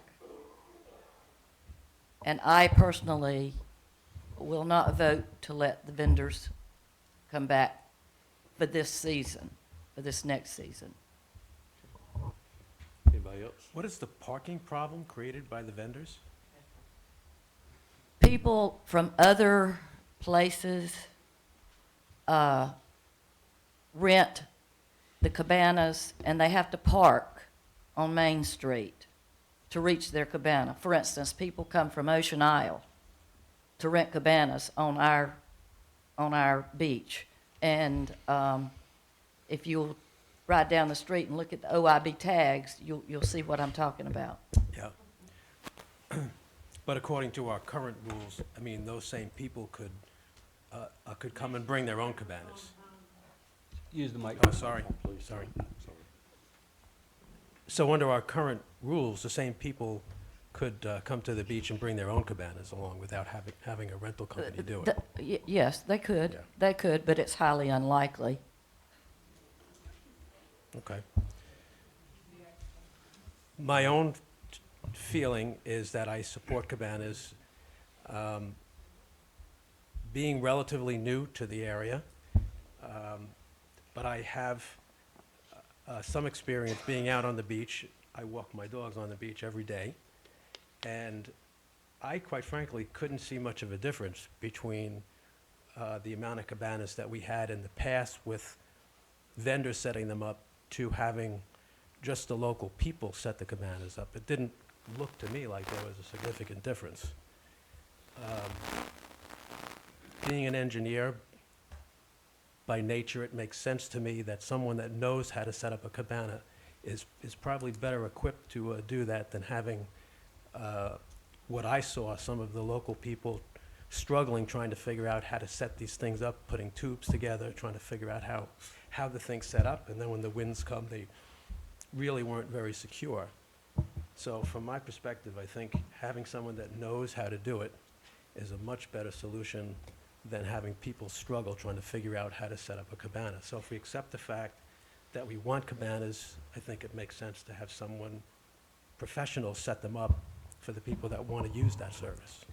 That's probably one of the good reasons why Ocean Isle Beach, North Myrtle Beach, and Myrtle Beach only allow umbrellas. Well, I've heard the arguments about umbrellas as well, and I think that they represent as much of an issue, if not more of an issue, than a cabana, personally. Obviously, it works well for Ocean Isle Beach, North Myrtle Beach, and Myrtle Beach. Okay. And the umbrellas used on those beaches are set up by a vendor. As they are here as well. Right. But not all of them. Not all of them, no.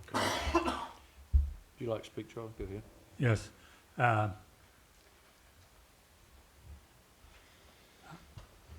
I'm sort of in favor of the vendors being allowed to set up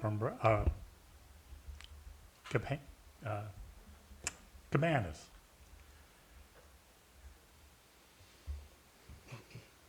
My problem is the vendors following the rules.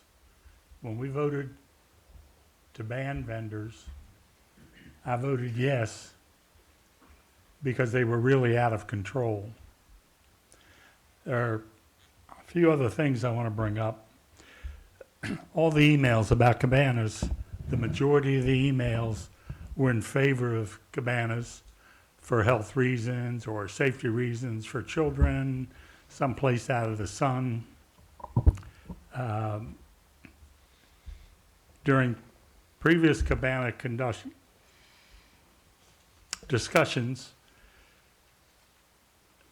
one person brought up three things. Number one was the driving when the Cabanas vendors were coming on the beach, speeding, cutting corners. The beach patrol, when being advised of a violation, ignored it. And empty cabanas being for rent. Now, I talked to that person, and that person, I offered to meet with that person and the chief of police and the beach patrol, head of the beach patrol. If I don't want one of our beach patrol people ignoring any of our citizens. The driving, my thing is safety. I want to know where it was and when it was, and put a policeman out there. I do not believe the vendors were setting up cabanas hoping to rent them. There is no proof of that, none. Looking into this, I've talked to the police and the fire chiefs about enforcement of the regulations. One of the things, I want the renter's name on the cabanas. I want the rental company's name on the cabanas. The beach patrol, Chief Hassemeyer told me that there would be no problem having the beach patrol check the tags and make sure someone's name was on them. The discussion with Chief Clammer was mainly about enforcement of the driving and parking regulations. There were two options: an officer working over when they got off at 6. That was pretty much shot down by our town administrator as a safety issue after working 12 hours, asking someone to work a couple more hours. You know, are they going to be fully alert? I have to agree with that. The other option was to send 2 officers over when they first come on in the morning and strictly enforce the violations. Now, remembering that parking and traffic are not priority, if there's another call, they're going to have to leave and handle that.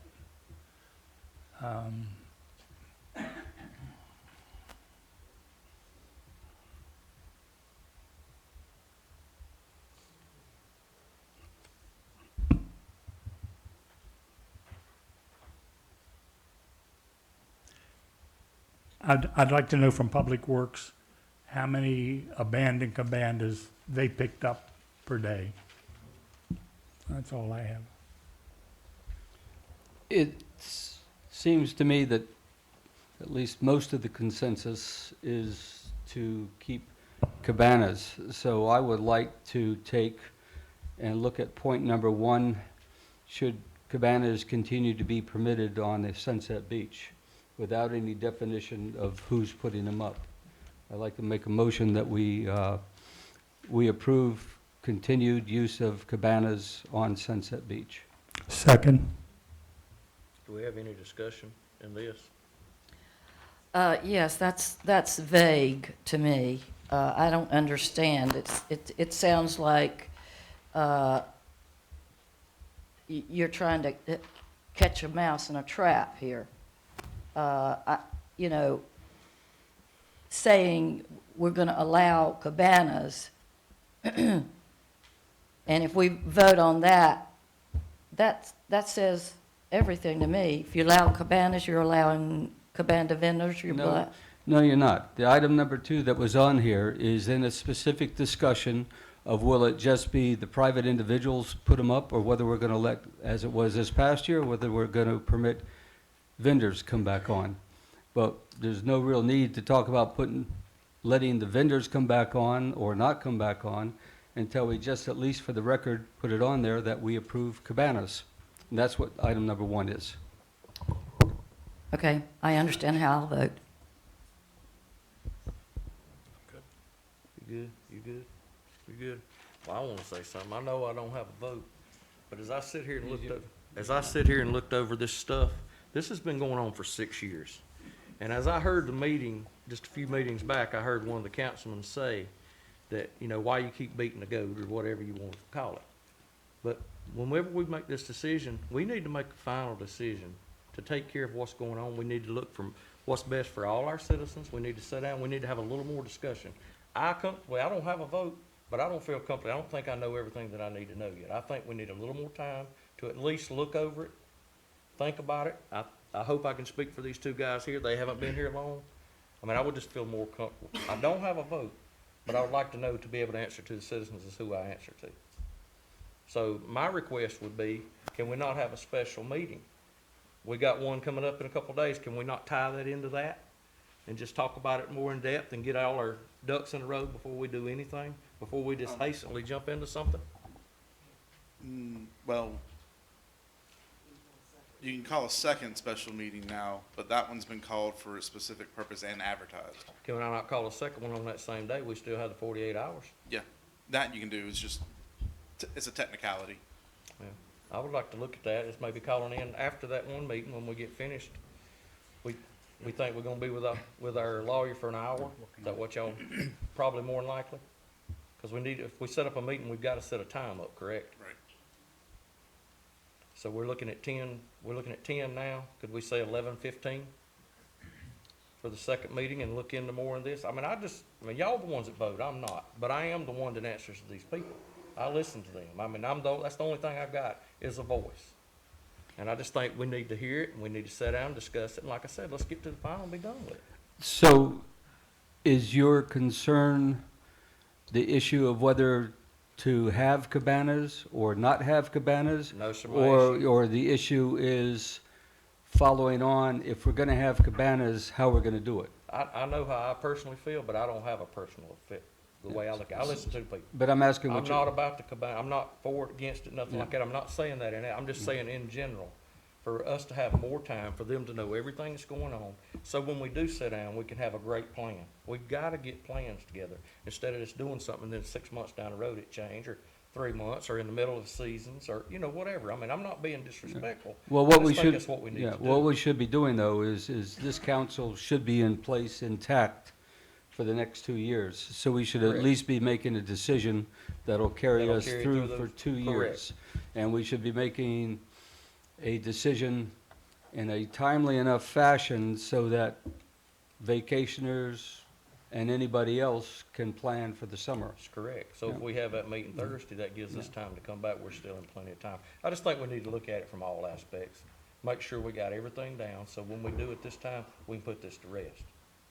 So I'm asking y'all that, if y'all would be a minute. That's what So, I'm interested in. what I'd like to say too is, I appreciate where Mr. Mayor's coming from with this, and just for the record too, I do support having cabanas on the beach, and I do support having vendors supply the cabanas. But looking at the history that's provided here, and only having been on council for a short time, I agree with the mayor that it would be beneficial for people such as myself to actually be able to sit down in a setting where all of us are together and debate and figure out what's best, because these iterations going back and forth, you know, there's a lot to take in, and to recall the past histories and such. So in this regard, I agree with the mayor on this, that I think there's an opportunity for us all to sit down. Now, if we want to move with Mr. Corbett, like he was saying on item 1, and take a vote on, do we want to support cabanas on the beach? I think we should do that to help move this process along. The reason, the question of allowing or not allowing cabanas, period, on the beach, we're discussing the whole cabana issue from page 1. That's why it was included there. And I do appreciate your position, Mr. Mayor, but we all answer to the citizens. Yes, sir. Um, But I answer a little more in depth because I don't have a vote. So I listen to them. I mean, I've got to hear it from every angle, which you do too. I'm not saying you don't. But I'm saying I don't have a vote, but at the end of the day, my job, I don't have an opinion. My opinion is what the citizens and the majority put in my ear. That's what we have to sit down and look at. And all I'm asking is let's just at least look at this, so when it's done, it's done. Well, I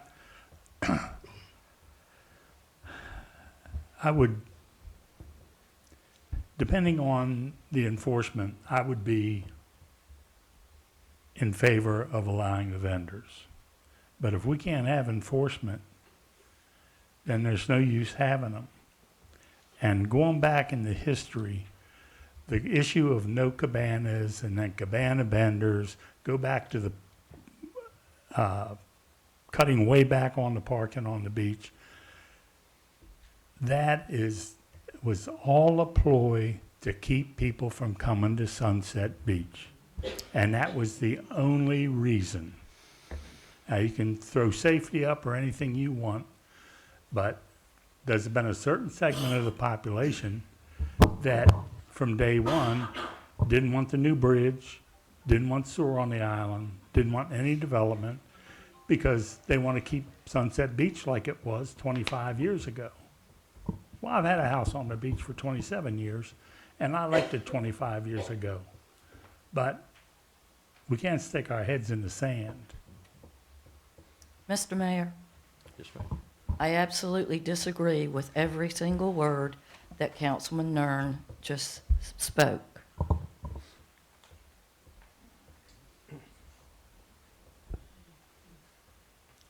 Go ahead, Mr. Bowman. Thank you. My final comment is, like Councilman Nern, I think that the only question in my mind is enforcement. And yes, I do agree that that requires some discussion. I think we need some legal advice as to what the possibilities might be. What can we legally do? There's some questions about how you would enforce, who would enforce. So that requires some discussion. But I think that the overall question of whether we should have the cabanas and should they be allowed to be set up by a commercial vendor, in my mind, is not something I need further discussion on. Said all I was doing was make a recommendation. But if you're comfortable with it and you're comfortable with it, there's nothing I can do. Y'all vote. I mean, then, Okay. but then the second and third aspect of this, we definitely need to sit down. Yeah. We need to make a set of rules up that everyone goes by. If we do that, whether we have cabanas or we don't, anything we do in this town, if we have rules and everybody follows the same, we'll have no problems. Mhm. I mean, that's where it all revolves around. So, you know, I don't y'all disagree. do whatever. I mean, you know, we'll go from there. Like I said, I'm not saying I'm for either one, because, I mean, you know, it is what it is. But I'm just saying we need to at least study into it and look into it and make sure everything's right before we make a decision, because when it's done, it needs to be done. Agreed. So if you want to go ahead. I agree basically with everything about number 3, that we need to talk about it in greater detail. I think, I still go back to the motion on the floor, that if we're going to spend any time looking at whether we're doing vendors and then the other rules, we might as well agree that we're going to do cabanas. We could do that tonight. I'd be glad to agree we're going to do vendors tonight and then go through all the various rules of how we're going to do it. That, if we postpone it to a bigger discussion, that's fine with me too. But I think we ought to at least make that first point, cabanas or no cabanas, and the motion's on the You've floor. got the motion on the floor, Yeah, so. and it's been Do said. we have a second? Mr. Mayor, Go discussion, go ahead. no, I would like to call the question. That means, Call the vote. Yeah, Call the call the vote. vote, yep. All is for? Aye. Any opposed? nay. 4-1. Okay. So that's. That we will have so we will have cabanas. cabanas, yes, sir. All right. No applause, please. Yeah, please hold that to the end. All right, the second one and the third one. Do you agree about a special meeting? What do y'all think about that? For us to talk more in depth about everything before we know which direction to go in? Absolutely. I agree. I'd actually like to make a motion to vote on number 2 at this time, whether or not we will allow. My only concern is If we do that tonight, does that reinstate the previous vendor rules and regulations at this time, or will that wait until afterwards? It'll wait until afterwards, because you'll have to amend the ordinances. So the decisions you make tonight will allow us to come back to you to rewrite them, which we won't be able to do until you do point number 3 and figure out some of those rules that will be changing with your concerns regarding the vendor setup. So you can make the motion tonight for the intent. It won't change until an ordinance is presented and read and voted on. Okay. I'd like to continue that motion then. Second? Call for a vote. Any more discussion before this goes any further? I'm sorry, what was the motion? The motion is whether to For go the ahead with intent number 2 on number here, 2, to allow vendors. So to That's- allow That's what vendors? he's asking. yes. Okay. That's what his motion is, and Mr. Tom got the second, so now we're gonna call for a vote. All those are for? Aye. Aye. Any nays? Nay. Okay, that passed. So we got vendors and we got cabanas. The next deal in this is the rules, Yeah. and that's what I think that we definitely need to go through and discuss. We need to make a good set, so when it's all said and done, everybody's on the same page, and we can finish this thing. I agree with It needs that. to be put into the, And that was what And I was would like to written be able down to in have there. staff here to answer your questions. Yeah. all right, so special meeting will be called 11:15, Thursday. Yes, ma'am. Mr. Mayor. Yes, sir. Will you, I'm sorry, real quick, I don't mean to interrupt, but will y'all be asking for the attorney to stick around after the first meeting for that? He should stick around at least for the initial part. Some of the questions are concerned with permitting and what authorities we have to do that to, can we charge vendor fees or do we do any of that kind of stuff? Well, that being said, though, do we need to change the time? Because we sure don't want to pay him 15, 20 more minutes just to sit here. Oh, No, we that first meeting will probably take a good amount of time. Okay. Do you think that hour 15 is going to be I think it's sufficient? fine. We'll still need to set a closed session then if you want legal advice to the second session. So it'll be a closed session, come back into open session to close Yeah, that okay. meeting, Close- open session, start open the anew. next one, then to go into closed session for the legal advice section. Yes, sir. Mr. Mayor, Yes, sir. Sorry. I had advised y'all that I was going out of town on the 10th. Yes, sir. My wife would like to leave on the 9th.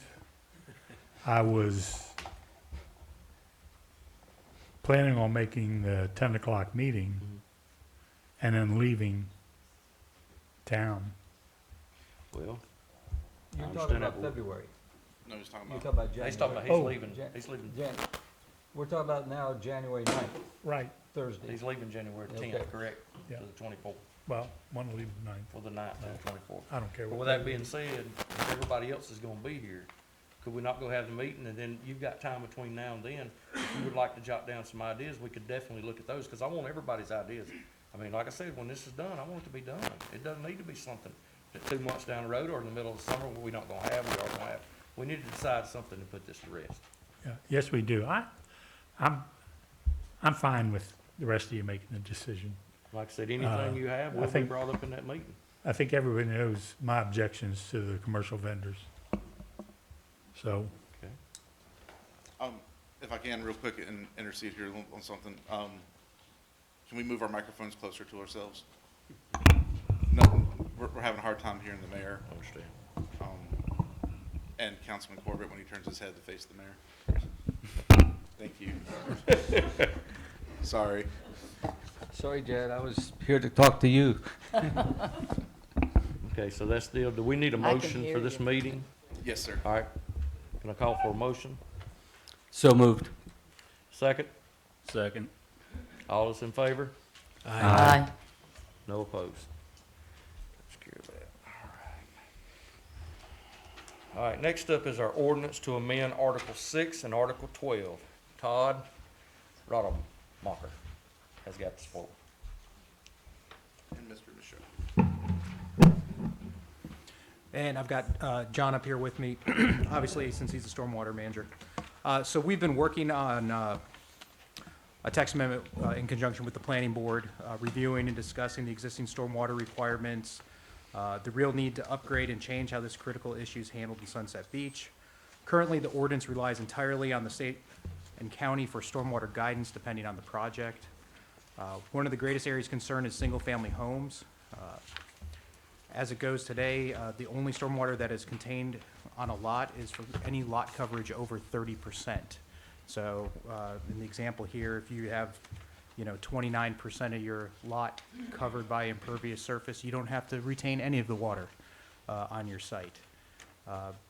If you go to 31%, you're only required, you have to get an engineered stormwater design for 1% of that cover, of that total impervious coverage, which is slightly burdensome and really isn't doing a whole lot. So what we believe is the best solution to handle stormwater is to handle all new impervious coverage proposed on any new construction lot, requiring a plan for 1.5 inches of rainfall from the total impervious coverage on the lot. This is a practice that is done in many coastal jurisdictions in North Carolina with a great deal of success. Containment of all stormwater on site from impervious coverage utilizing the best management practices recommended by the state will have a tremendous impact on redevelopment and new development in the community. So we're recommending that council take a look at and approve the recommendations that the planning board has made in Article 6 and Article 12 to update the town's stormwater ordinance. And with that, I'll let John go ahead and get into the meat and potatoes of the actual ordinance itself and discuss that. Well, a couple things I wanted to mention real briefly would be, certainly the comments that were made during the public comment period were understandable and appropriate. We had that same dialogue in front of the planning board. They had the same concerns about, are we putting undue cost, onerous regulations in place for smaller projects? So the way this ordinance is written, and I've had some experience with this, is allowing property owners and builders to do smaller projects, and that's why it has the $30,000 threshold. So below which you can have the contractor or a surveyor certify that it's been installed appropriately. So you certainly don't want the cost of the engineering component of any project to be disproportionate to the actual scope of the project itself. So I've worked with a lot of surveyors and being that, like, for example, if you were doing a patio, it was mentioned in public comment, Dr. Cohn, I think, mentioned a deck. Well, a deck is considered pervious, so that wouldn't be applicable in this situation here because water can penetrate through it. But a patio is not, obviously. It's concrete or whatever material is used to construct it. There's a lot of simple ways. A surveyor would need to draw up a plan to ensure that that particular project didn't go into setbacks or some easement, and there's a lot of simple ways that can be designed and shown on that particular survey to manage the stormwater from that smaller project. You have to set a threshold somewhere. We picked 200 square feet. What's important to remember is it's the cumulative effect of all these individual projects that adds to the total increase in volume of stormwater runoff that enters into our tidal creeks and estuaries. So that's why we picked that threshold, but it's a very workable ordinance, very straightforward. Like Todd mentioned, it's a typical approach in coastal communities across North Carolina. So, but if you have any specific technical questions, I'd be glad to address those as well. Go ahead, Mr. Tom. The point that you made about Your mic. There we go.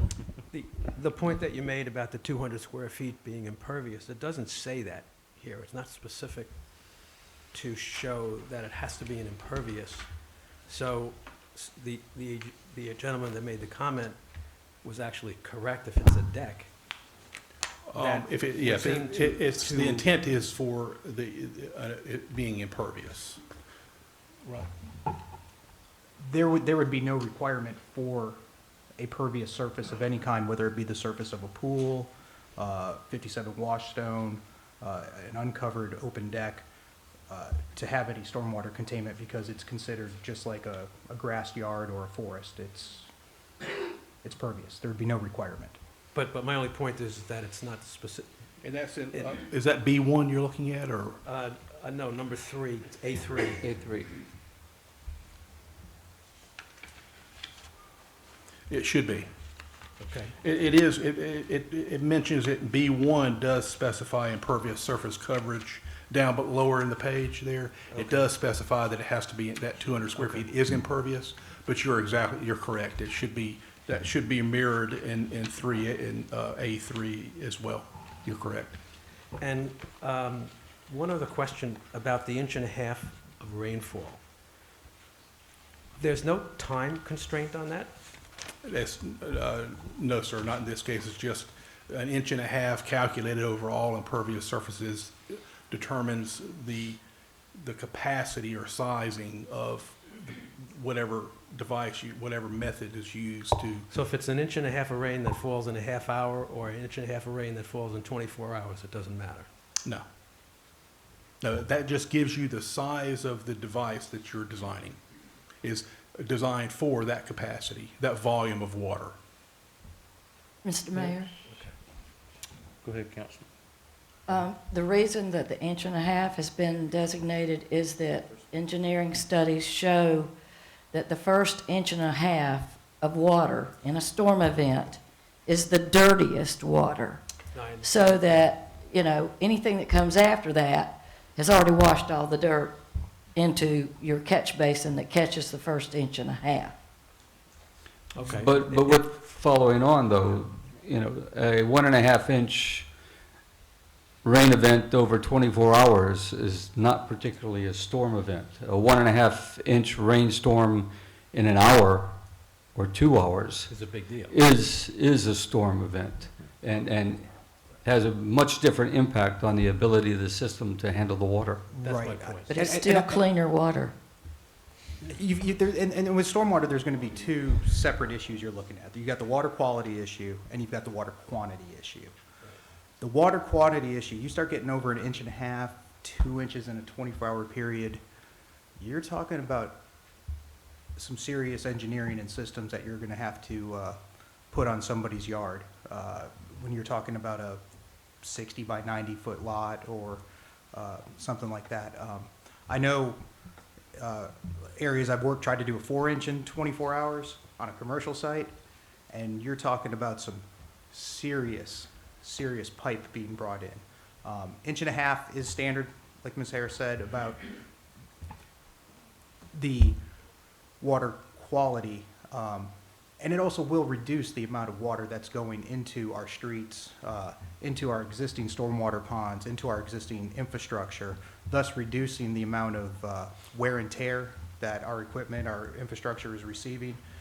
Lengthening out so it may not be able to hold a 10-year storm event, but that's a burden that you really don't want to put on an individual homeowner. No, my question was only related to the volume produced per unit time. That's my question. I mean, it's very different if it's over a long period of time than if it's a short period of time. And the ability of any landmass to absorb 1.5 inches of water over a longer period of time is certainly a lot greater than. So I'm surprised that there's not some kind of a time limit to it, which would somewhat define a volume. Touch on that? Yes, well, the 1.5 inches over every square foot of impervious surface on any particular parcel is a volume.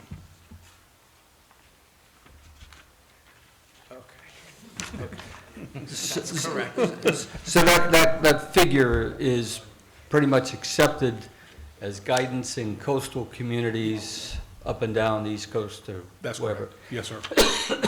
A lot of different stormwater engineers use different methods. There's a lot of different methods for calculating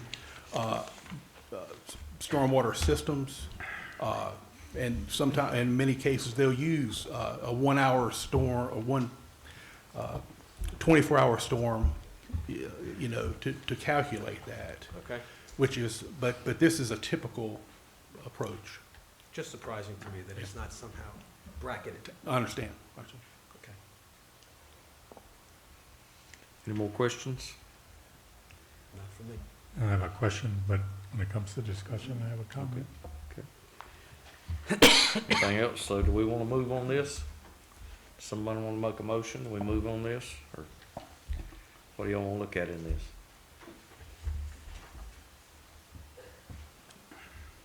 I make a motion that we go ahead and vote on this. Okay. Got a second? Second. Call for a vote. All is favor? Aye. Any opposed? Okay. Thank you. Thank you. All right, moving along to new business. First up, don't go far, Todd. The public hearing request for the UDO amendment, private road gates.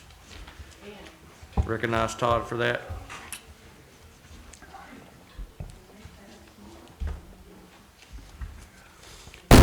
He must have left town.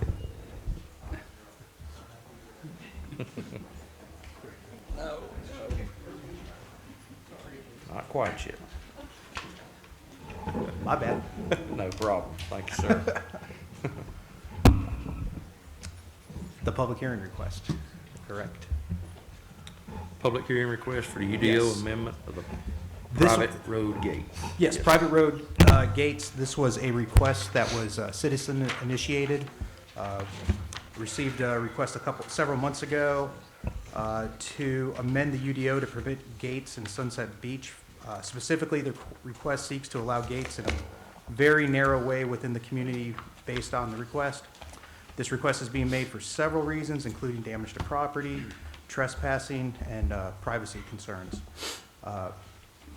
There are several letters that have been submitted by applicants to explain more fully their position, as well as some photos that were attached that the homeowners requesting this action wanted submitted. The planning board reviewed this request at the December 5th, 2019 planning board meeting. They did make a recommendation to advertise and to accept this amendment. And basically, the amendment is, in the BR2 zoning, a privacy fence for a single-family home subdivision shall be allowed as an entrance gate as follows. A, the street or access is privately owned and maintained. B, no future connectivity is possible to adjacent properties. C, the gate is no taller than 4 feet in height. D, perpetual access is granted to the town via means agreed upon by the neighborhood and local government. There was a lengthy discussion by the planning board on this, but in the end, they did recommend that the council review this, accept their recommendation to approve, and schedule a public hearing for February 3rd, 2020 at 7 p.m. Okay, we got Question. Questions? Go ahead. Yeah. Is there any other properties, developments, or areas in Sunset Beach that would be affected by this ordinance? In the BR2 zoning district, there would only be 2 potential locations. One would be Riverside, and then there is another street on North Shore, at the end of North Shore, where there's 3 lots that are subdivided, maybe 4 lots. No, it's everything from 19th Street to the end of North Shore Drive. I'm sorry, North Shore, yes, North Shore, and then I take that back, I apologize. I'm talking about this one on and off all day today. There's, at the end of North Shore Drive, and then there's another potential subdivision at the end of 40th Street that could potentially fall into this category that's much smaller. But yeah, the very end of North Shore Drive does fall into this category.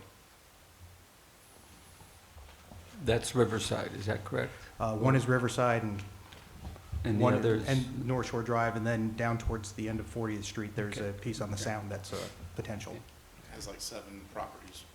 The only one's been developed. In the past, that's been known as the 19th Street subdivision. Okay. Thank you. Anyone else? Go ahead, Mr. Tom. Just a question, the Appendix A on page 67, it says, "We the homeowners." My question is, so does everyone agree with this? Do we need or have a consensus of people so that the gate doesn't go up and all of a sudden someone says, what's this? Where'd this come from? Well, we have a citizen's request. We've had numerous homeowners from the subdivision that is requesting this. My understanding from talking with them is that they have communicated amongst themselves that this was the request that they wanted to go with. There is a consensus, is what you're Yeah, saying. I haven't spoken to all the property owners, but my understanding is that there is a consensus based on the information I've received from the homeowners. At the same time, I'm going to interject here, since this is a text amendment to the UDO that affects the community, Right. While the applicant is from Riverside and what they're supporting for their request has been provided, Understand. and this is only requesting the public hearing for next month, mind you, but just taking into account the feelings of one subdivision on this can play into effect when you're making your vote, but it's not up to us to decide whether everybody in the community agrees with it. We're just trying to figure out if a gate is an acceptable use of land in the town of Sunset Beach on the island for private streets. That's the crux of what you should be considering. So at what point does the will of the masses come into effect? At the public hearing, when they get a chance to come up and tell you how they feel about this ordinance. Right. The entire town gets to voice their opinion on this topic. Whether or not Riverside Drive, the end of North Shore Drive, or the 19th Street subdivision choose to would solely be up to their homeowners association. At that point in time, it would be up to them as they agree as a neighborhood that they wanted to install a gate. One homeowner certainly couldn't install a gate across the common property of the neighborhood. Why not, if they have the ordinance that lets them do it? Because they would still be They under. wouldn't be the owner of that property. They wouldn't be the owner of the property. The homeowners association or the developer would have to apply for that permit. The side effect of this is, yes, if y'all making a decision whether Riverside, because that's where the applicant lives, can or cannot have a gate. But the point that you should be looking at is this something that we want for Sunset Beach? I understand. It's not about whether we are approving a gate or not for Riverside, which is, I know it's hard to divorce that from the discussion, but that is the point though, is this a good fit for the town of Sunset Beach? Or is it not a good fit for the town of Sunset Beach? Whether or not, when it comes down to permit time, whatever entity is responsible for the common access way, driveway, if you will, depending, or, private road, whoever's that spokesperson for that association in that particular situation would have to apply for that. And in that case, obviously, they've spoken to their community and have consensus. Is there any way that we can specify that specific area, that specific location for this specific ordinance? I would definitely advise against that, as that's easily challengeable in court. I'm not gonna say it's not legal, it's not advisable. Then you are definitely entering into like basically what is contract zoning Right. for that specific parcel, which in North Carolina frowns upon. Okay, thank you. Another question that I'm trying to formulate. Do you have anybody else have a question? Ask it while I'm thinking. So the question about just that community having a gate, weren't those properties sold as a gated community? That may or may not have happened, I don't know. That is not the business of the town. The town approved a subdivision in the 70s for that land. The town did some rezoning approval. The town did some Board of Adjustment variance approvals. But we're not in the business of conducting the business of the subdivision. We approve what's in our UDO, what's not, we vary it, but we're not responsible if they were sold a gated community. That's not on us. We didn't approve it as a subdivision with a gate. We approved a subdivision. Okay. Okay, well, that actually does kind of answer my question, which was when they did the subdivision planning and application, In did 1974. Did it include a gate? I have no idea. Yeah. Secondly, real quick, I know someone from the public would like to speak, but this isn't a public comment period. we're just asking for the public hearing to be set so that y'all can get the feedback from the public and then have this type of discussion. I think this is premature, without hearing the feedback of the public. I'm not trying to discount it, it's just, this is stuff that could happen in the office if you'd like. But until you know the will of the public at the public hearing, I feel better about you not saying you're trying to do it, but I feel better about not influencing the public perception of it. I'd rather the public come and influence y'all. Okay. Charlie, you've been acting like you want to speak. You got something you need to say, sir? Well, I'll wait for the discussion. It's, Okay. I don't have any questions, but Okay. I will have some comments. I have a motion then. I I move that we accept the planning board recommendation to approve the proposed text amendment and schedule a public hearing for February 3rd, 2020 at 7 p.m. Second. All is for? Aye. Any opposed? Okay. Did you vote? Aye. Okay. I couldn't hear it. so- February 3rd at 7 p.m., correct? Yeah. That'll be the one when we do that next. Okay, next up, we have a planning board vacancy coming up. Town Administrator Howell, if you want to address this. Let me get to it real quick, sorry.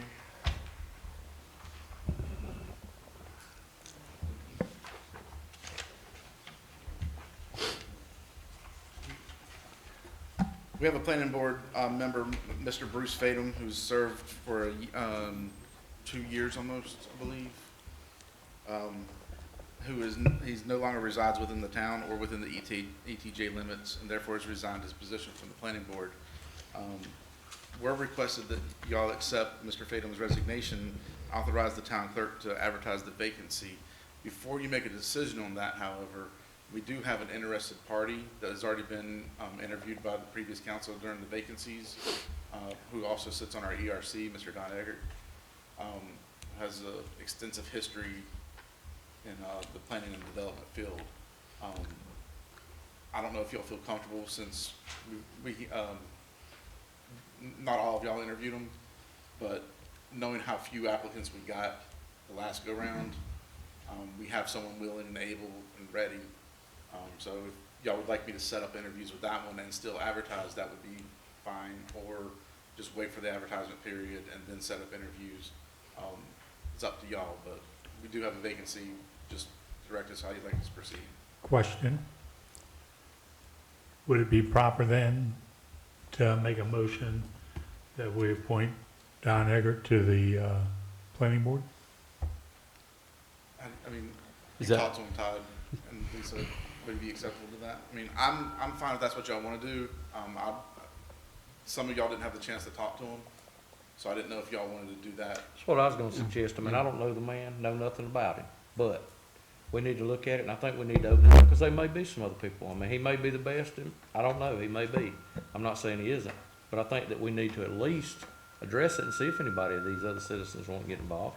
Yeah, That would be and- the most fair thing to do instead of us, because if not, then there's no use for us to take recommendations about anybody. We'll just, whoever comes up for it. I'm just making the point, we went through this process 6 months ago, and we got 3 applicants.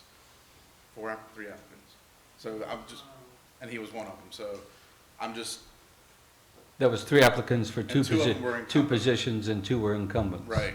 And the So- council reappointed those 2. And the trouble we're having with the ERC vacancy, I'm just trying to help us streamline and get back to a full field, so, but I don't feel comfortable with y'all going ahead and approving tonight. I feel comfortable with y'all approving an interview with the gentleman, and then deciding whether you'd rather go out for applications or not, Yeah. would be my recommendation, just based on our history of trying to find volunteerism at this point. Well, Mr. Eggert was highly, highly qualified, and had it not been incumbent seeking reappointment, I would have voted for him. I got it. Go ahead. I think I also interviewed him. I was very impressed. But I think an acceptable solution would be to let our new councilman and new mayor interview him. And if we can do it sort of in a timely fashion, and then without having to re-advertise if they find the candidate acceptable. That's what I would recommend doing, so we could get somebody on the planning board quickly, but with, that we have all had a chance to talk to. Yes. Makes sense. That's fine. We'll see what we can arrange sooner than later on that one. If you're still uncomfortable with that, we can, after that interview, at the next meeting, decide to advertise it out fully. Good. Yeah. Sounds fair. Do you ERC need a motion? Yeah, real quick, sorry. The ERC meets next Wednesday. He'll be there for that. Is it next Wednesday? 15th. Yeah. Or if not, I can see if I can't get him here Thursday morning before. So I was gonna say, what about Thursday? Since we're if gonna he's be here available. anyway. If we got time, I mean, that ain't something that's gonna take a long, long time. The last No. things we interviewed was 15 minutes, Yeah, they're so usually about 15 minutes. you check on that Yeah, and we'll see let if we can't everybody do know. that, yeah. Go from there. I don't see any need for me to re-interview him. Okay. And I don't need to re-interview him. That's fine. I- We'll see if we can get, I'll go over my notes at home, but I don't see any reason for that. So you're basically talking 30 minutes for 2 interviews, because he can interview 2 of us at a time, but can't interview 3. So 2 of them will go in 15 minutes, and then me or whoever you Yeah. put, whatever. we'll work Let's it do out. that. Let's try to do that and get that involved, and that way we can get everything, and everybody will be on the same page about it. Thank you. What are we talking about? Trying to do it Thursday, hopefully. Thursday before the meeting, before our 10 o'clock meeting, maybe coming in at 9:30, We'll let y'all know 20 if he after, can we'll make it. schedule everything. Okay.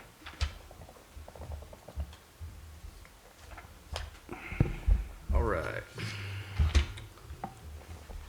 Next up is the ERC request for the Tree City USA. And that'll be Todd. You up again? Rademacher? I love it. I'm going to turn this over to Mr. Larkin, who is the chairperson of the ERC, to go over what the committee's been discussing at its past several meetings in regard to their current business and the specific request for Tree City USA.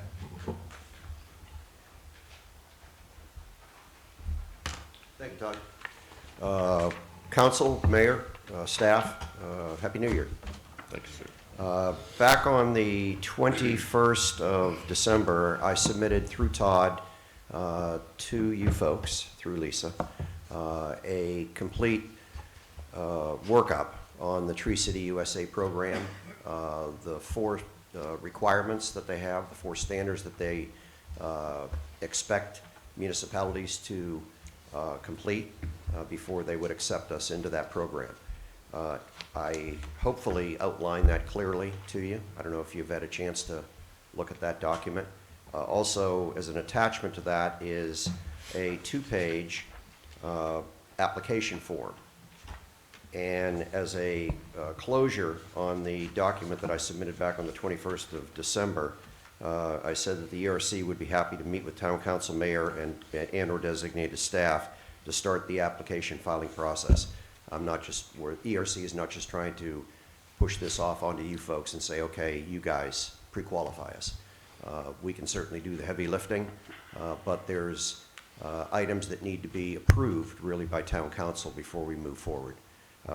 Hopefully you'll see that of the 4 standards that we've really completed 3 of them already. We more than qualify for it.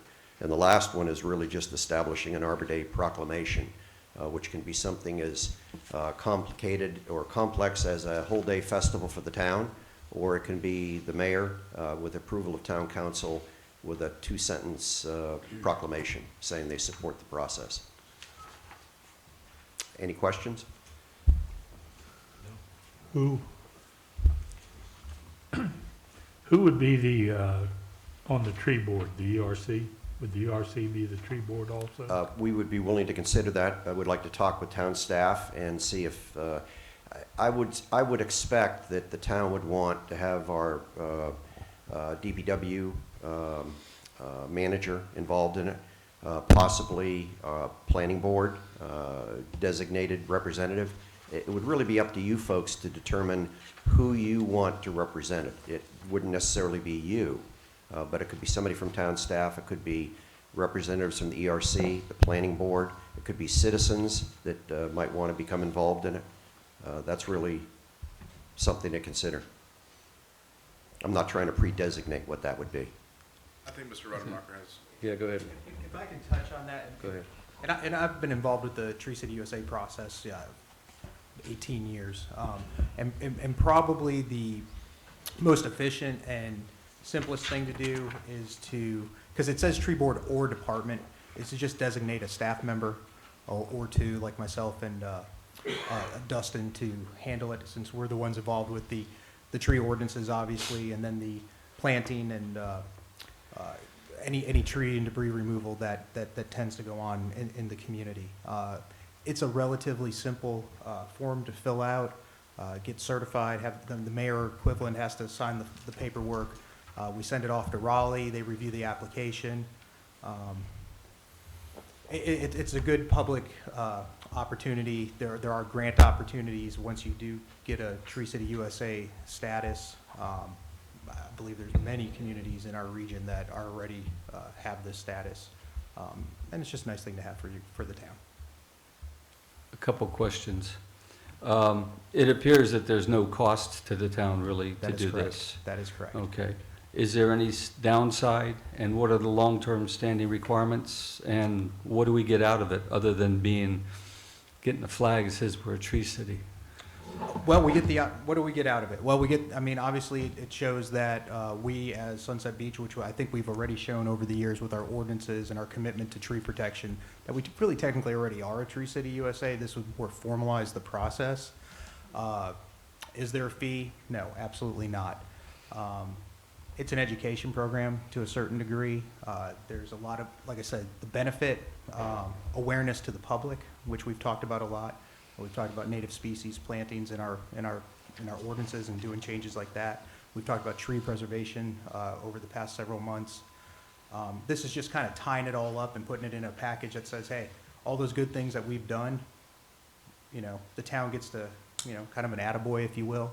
And like I said, the other side of it is if we wanted to, it opens the door to grant applications for planting projects, just depending on what the different, I know TD Bank had a grant application we applied for in Burgaw just because Burgaw had a Tree City USA designation, and TD Bank would offer, I can't remember the specific number, but there was a grant application that they allowed because there was a TD Bank inside the county.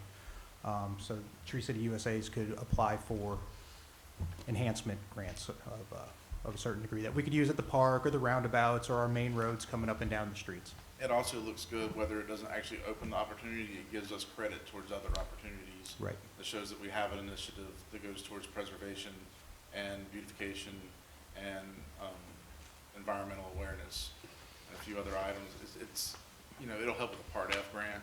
It'll help with most anything that you're going for that's towards preservation and the environment. And like Todd says, is really just an all-around thing that we're already really doing. We might as well get recognized for doing it. The only thing that we do lack is that we don't do an Arbor Day, come down to the park and plant a tree or something like that. That's the only element we don't do, and it's an easy element to incorporate. Correct. The benefits, community awareness, community development, Community participation. It's really, this is gonna sound sappy. It's really just a feel-good kind of thing to do for our people and ourselves. Okay, I'm fine. Everybody good? Have any Do questions? we need a motion? Go ahead and have a motion to go with this. I move that we designate somebody on the town staff to fill out the written application for the town of Sunset Beach to apply for official recognition as a Tree City USA community. Second.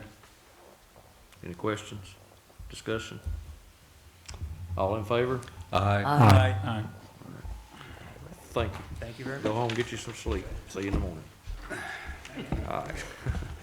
Next up, the GSATS resolution, the Carolina Bays Parkway. And Mr. Councilman Corbett, you have the floor, sir. I attended along with Councilman Phillips, the GSAP meeting that took place on the 20th of December, right before Christmas. And one of the key topics that came up was discussion of the Carolina Bays Parkway Extension Project. You heard Mr. Edgerton speak earlier this evening, pointing out many of the issues and problems with that road as they are now. What I have done is propose that Town of Sunset Beach adopt a resolution that recommends NCDOT and the appropriate agencies or state, federal agencies that are involved look at a option, I just called it option number 10, that would basically come in where the option from P Landing Road is and run parallel to US 17, just roughly between 1 and 4 miles inside 17, and run all the way up, at least for now, taking it past Shallotte, and with the plan in the future to take it up to I-140. All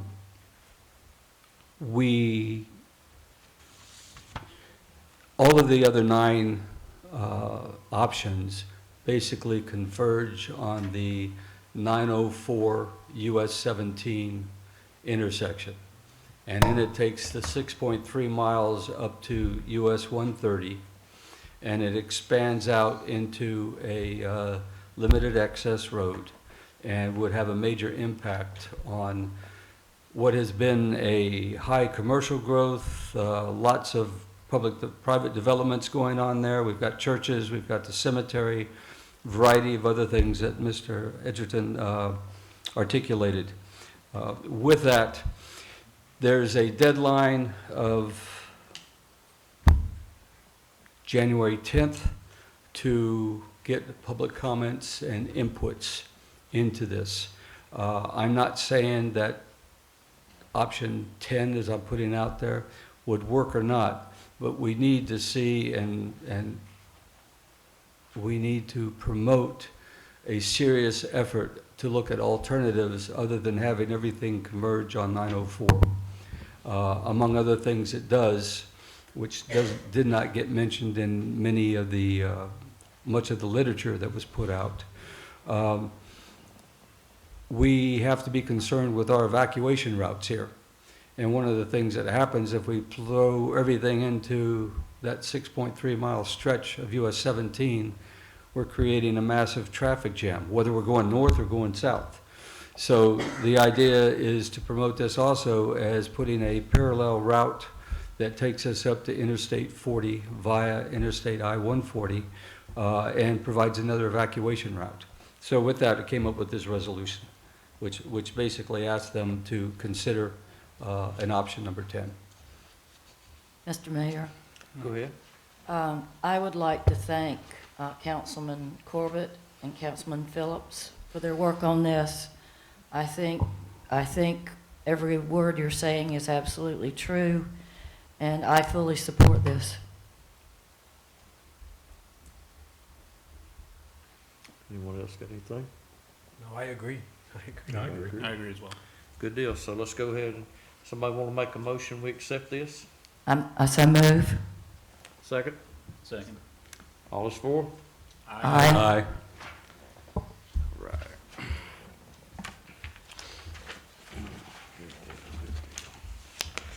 All right, next up will be our deposition of directors for our January 21st, 20 morning meeting. We've already said that, about the chamber, we were gonna be discussing that, so that'll be on there. And I can't even read my writing on this, I've but got, there's another direction we need to do on We've this. got chamber, board of director position, we got dredging liaison possibility and planning board vacancies, what we discussed for Yeah. today, for the 21st. Nothing other than the budget calendar after that, and then the 2 special meetings on the 9th. So that's it. All right, So we're still having the recycling program discussion? Recycle program and stormwater program both are still slated for it's the already on 21st. there, Yeah. yeah. that's it. I'll go to the next one. Go ahead, you got it. Go I ahead. want to, Go ahead. I want to consider putting a couple things Okay. for a future agenda. Number one is the employee salary study. We really need to make sure that our employees are not being overpaid or underpaid. And the only way to do that is with a professional study. The other thing I have is we need to discuss island parking again. I know that's a real fun subject, but I get emails fairly regularly with complaints about the parking, and maybe we can come up with an answer. I don't know, but I think it's worth discussing. Mr. Mayor, Go I ahead. agree with Councilman Nern that parking is an issue, and it's one we need to start addressing Yep. as soon as possible. Do we want to put these two maybe on the February 3rd meeting? That gets us through the public, when we have our town meeting, we get Yeah. some emphasis from them, and then we'll listen to that, and then we can come back, maybe discuss it more then. Well, one of the things that, it seems that the employee salary study is something that we should bring up during our budget initial discussion. And then, because if we're gonna do that, we have to include it in our budget. And that would go out, something that we could do on February 10th. Seems to me. I'm fine with that. Yeah.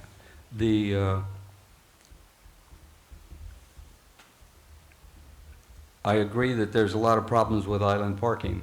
My question is, who is going to step forward to organize and put together what it is we're going to discuss? What kind of options we have, who would be responsible for them, whether we go out to vendors, whatever it happens to be. We can't just walk in like this and say, okay, today we're going to discuss island parking. And then go, we all agree we have a problem with island parking. But then we sort of, I think we need to have kind of an outline or a framework to guide our discussion. If I may, why don't you use that next meeting to create that outline?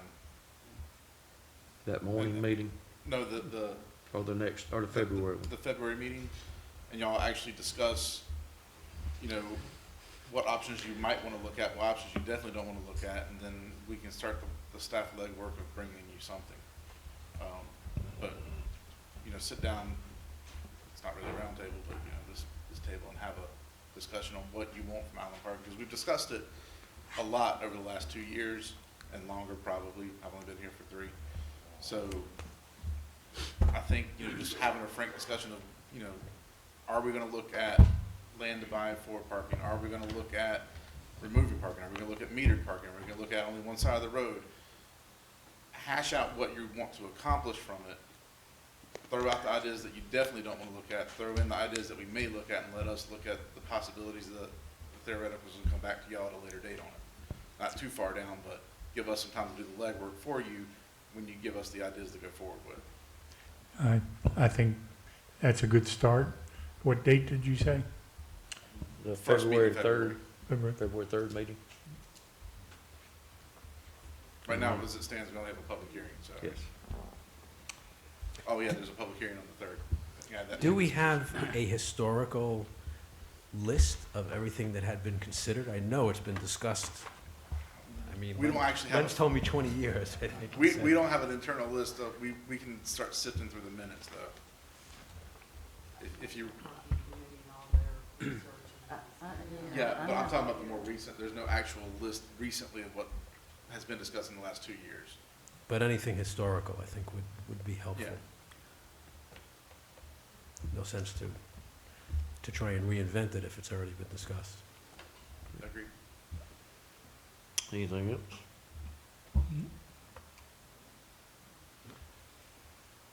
That should take care of that then. I move we adjourn. Remember public We gotta do comments. public comments first. Like I said, I move we adjourn. You didn't get a If that's second. all on that, then we're gonna go to the next one, all right? Yeah. my The mistake. public Not the comments first one time. tonight. Yes, ma'am, go ahead. And I'm definitely gonna make sure this goes over time, not out of disrespect, but just so everybody can get home and get to bed. I know some of them's past their bedtime, mine too. Thank you, Mr. Mayor. I'm Lori Thomas Vass. I live at 620 Kingfisher Lane, Sunset Beach. I run on the beach every day if I can. And today I went to the beach down there at Tubbs Inlet where I access the beach, and it was closed. It was very upsetting. And I looked at the sign that I've been accessing for 6 years, and it said private property, and I have an idea for you for your Thursday meeting. And that is, if this town council did not precipitate this conflict, but the conflict actually represents an opportunity to solve two issues that I see with the town.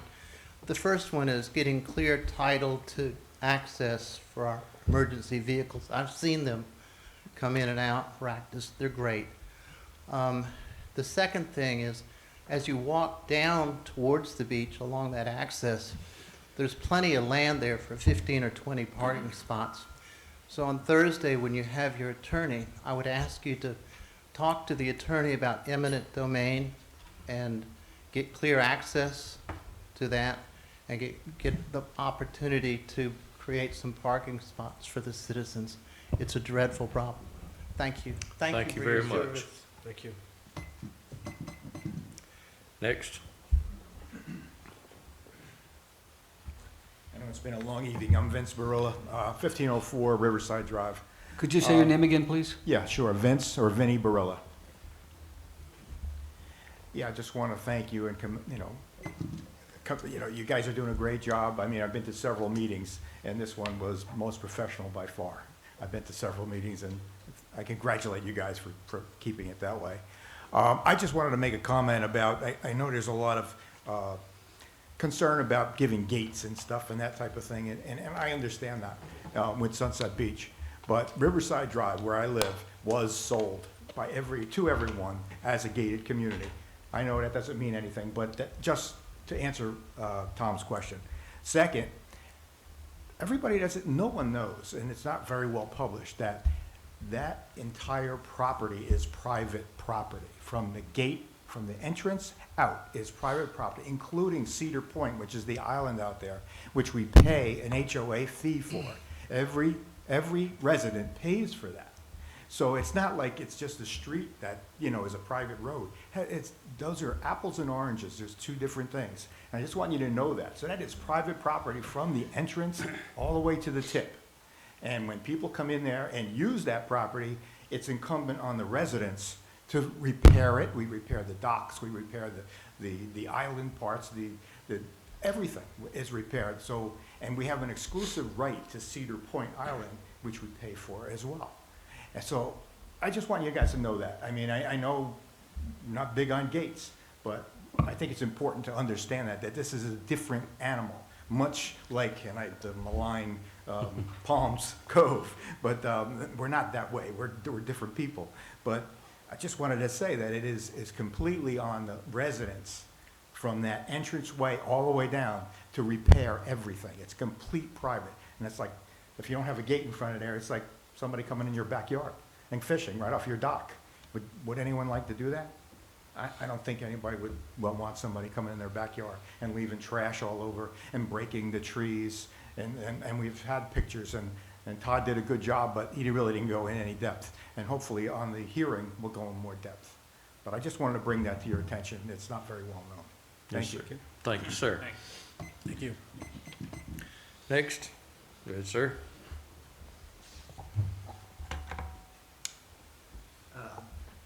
Bob Tone, 9030 Sea Lane, Sunset Beach. First thing I'd like to address is this Cabana issue that we're having problems with. Charlie, you've hit the nail on the head with the enforcement, okay? My understanding, and I don't know whether this is true or not, you all were at the meeting when this was brought up. I wasn't.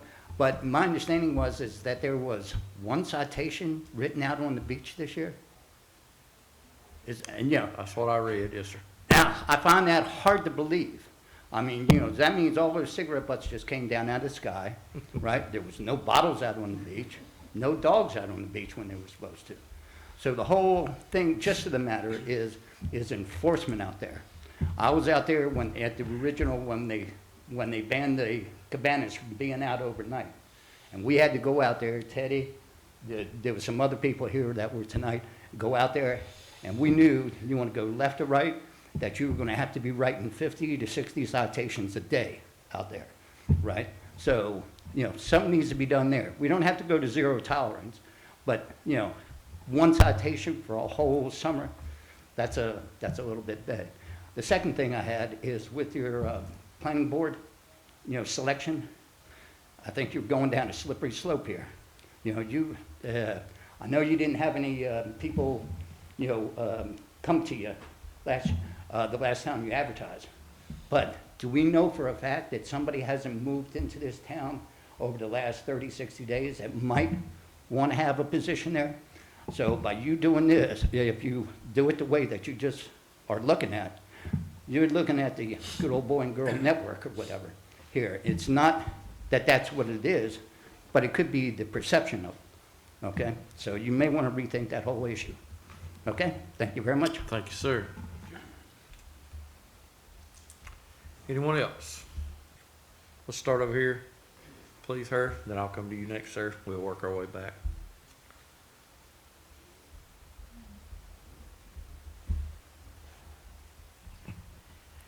Karen Joseph, 915 Sandpepper Bay Drive, Sunset Beach.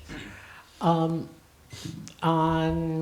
January 27th, the Sunset at Sunset Committee will hold its first meeting for the upcoming festival.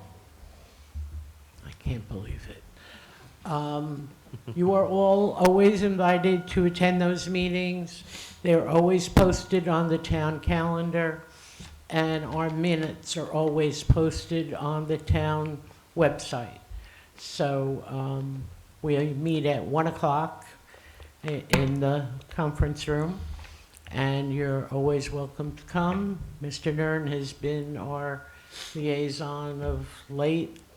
He may or may not want to continue doing that. That's certainly up to him. Secondly, Tom's point about the history on parking, if indeed someone were to write that history, the book would be that thick. But one of the things that I would advise you to look at is the report from the parking committee. And I can't remember what year it was. I can only tell you it was somewhere from 2009 to 2013. It was a well-done report, but the island is what the island is. There are just so many available places to put a vehicle without offending a property owner. So good luck with your discussion. I don't mean to sound negative, but I would certainly suggest you look at that committee's report. It might help you focus on some solution. But having grown up at the Jersey Shore, I know what, you know, shore towns are like. So, okay, maybe I'll see some of you at the end of the month. Thank you. Thank you. Thank you. Who's next?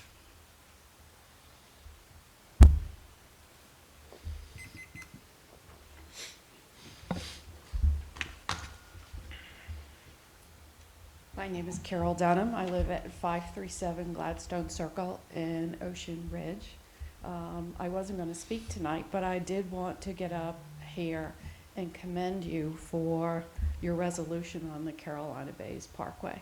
I think promoting a serious effort to seek alternatives is really important for our end of the county, and for the two of you that do sit on GSTATs, I hope that you will keep our school children in mind, because 4 of our schools are impacted by these road proposals. 2 elementary schools, our middle school, and our high school. And no one seems to be talking about the impact this will have on our children going back and forth to school.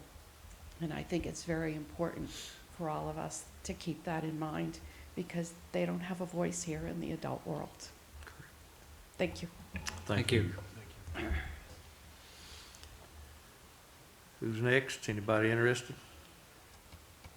Speak now, forever hold your peace. All right, that's the end of that. I'd like to speak. Go ahead, yes, sir. Come on up.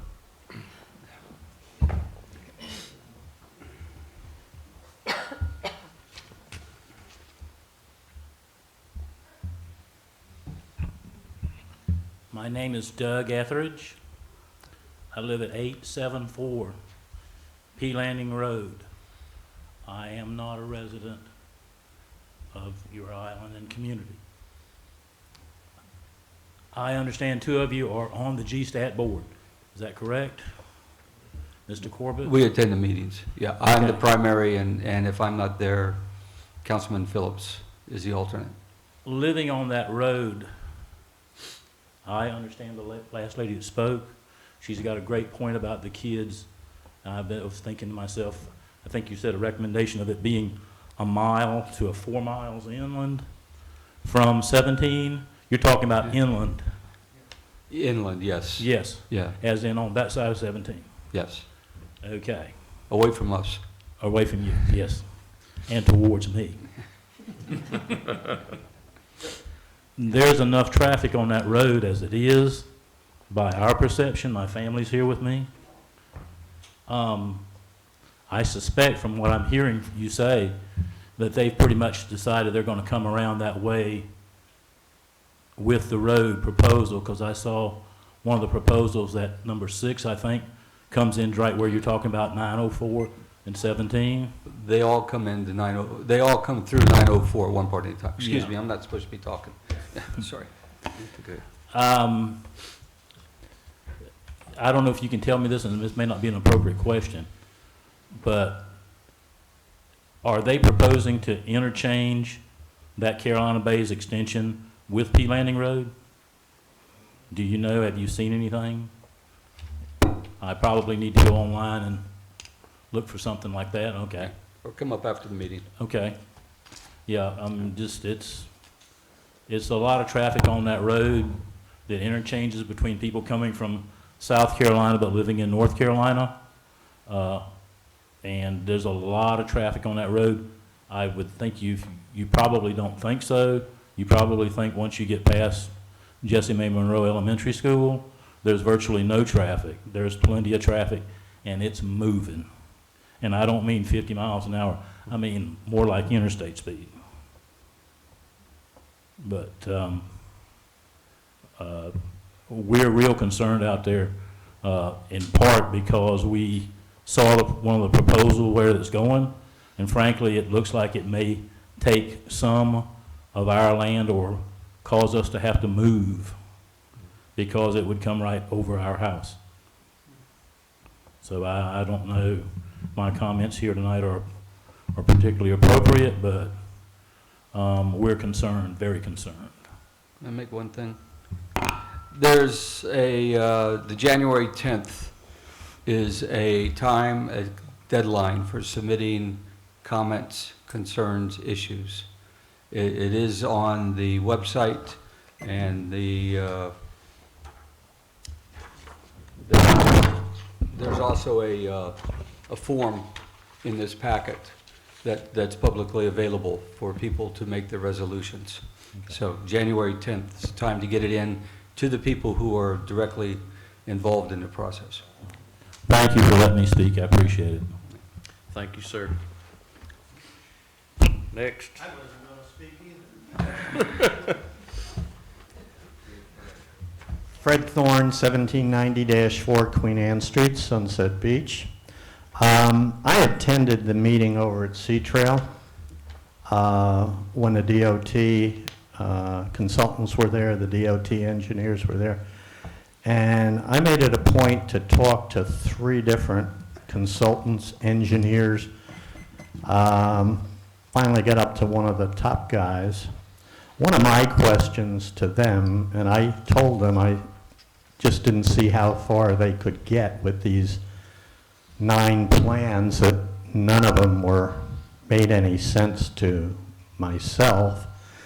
What was the cost to do that portion of the road between 904 and up into Shalot to redo 17 versus build that inland? How many miles? A lot of farmland out there. Not use any existing roads, but do like they did in South Carolina. The cost is double. I was told the cost is double to do that 6-mile stretch there, or to redo 17, because you got to keep traffic running on 17. My other thing, I didn't think about the school systems, but I also thought about fire, police, and our evacuation routes. We have terrible evacuation routes out of Brunswick County. We have 904, we have 130, and we have 211. And anybody that drives those roads getting out of here during a hurricane sees what happens there. So I also went then to the GSTATS meeting with Eric Edgerton. And Jamie and John were there. I wasn't going to speak at that meeting either, but after, hearing a lot of people talk, I got up and talked. I had calls from 2 of the mayors that were at that meeting and thanked me for getting up and speaking my piece about how the DOT and the state needs to move that highway inland, needs to come up with interchanges wherever, but 904 would be an interchange, 130 would be an interchange, 211 would be an interchange, and then run it up into the I-40 connector in Wilmington. That gives us more evacuation routes. It protects all our businesses. When you look at those maps and you just look at the devastation this plan will do, you're going to lose your McDonald's, you're going to lose your gas station, plus everything else that Eric talked about. And there's about 30, 40 homes that are affected in Ocean Ridge and 3 or 4 golf holes, which is, one of the bigger communities in Brunswick County. So it's not only what the DOT wants, but it's what us residents need. We need to protect our values, and I thank the town for making a lot of good, council for making a lot of good business decisions tonight on this plan for 31, and also for your finally coming to a good plan for the people of Sunset Beach and our visitors as far as cabanas go. Thank you, and Happy New Year. Thank you, sir. Anyone else? I don't know where I can. You like me, it's past your bedtime. My name's Howard Benton. I stay at 900 P Landing Road. The road is a good thing, but it's also a bad thing. It doesn't bother me, but it bothers my young'uns and my grandyoung'uns. They probably gonna take part of our old farm, which has been in my great-grandfather's land forever and been passed down amongst the kids and grandkids. And my father had a 100-acre farm. I farmed, done construction. I probably know more about Sunset Beach than most of you do. I built on it in 1963, built houses, custom built houses for people. I built on Sunset Beach, Ocean Isle Beach, Holdens Beach, Myrtle Beach, and made a living at it and farmed. And we got out of farming and kind of kept doing construction. Y'all have got a hard job, real hard job to do. You're going to make people mad, you're going to make them happy. Me personally, I think 31 should go up Caw drainage, which is probably half a mile the other side of our farm, and it's a drainage system that the county takes up, runs all the way from the mouth of Waccamaw River, right on up, through several hunting clubs, goes across 130, probably 3 miles out of Shallotte, and hit the swamp and keep going. It's not heavy swamp. It's not saturated in water is what I'm saying. There's timber on it, it has to be cut and stuff. But like I said, I don't have any say-so. I know when it comes to eminent domain, there's not a lot you can do. You go with progress. But I congratulate the board. It's a tough job.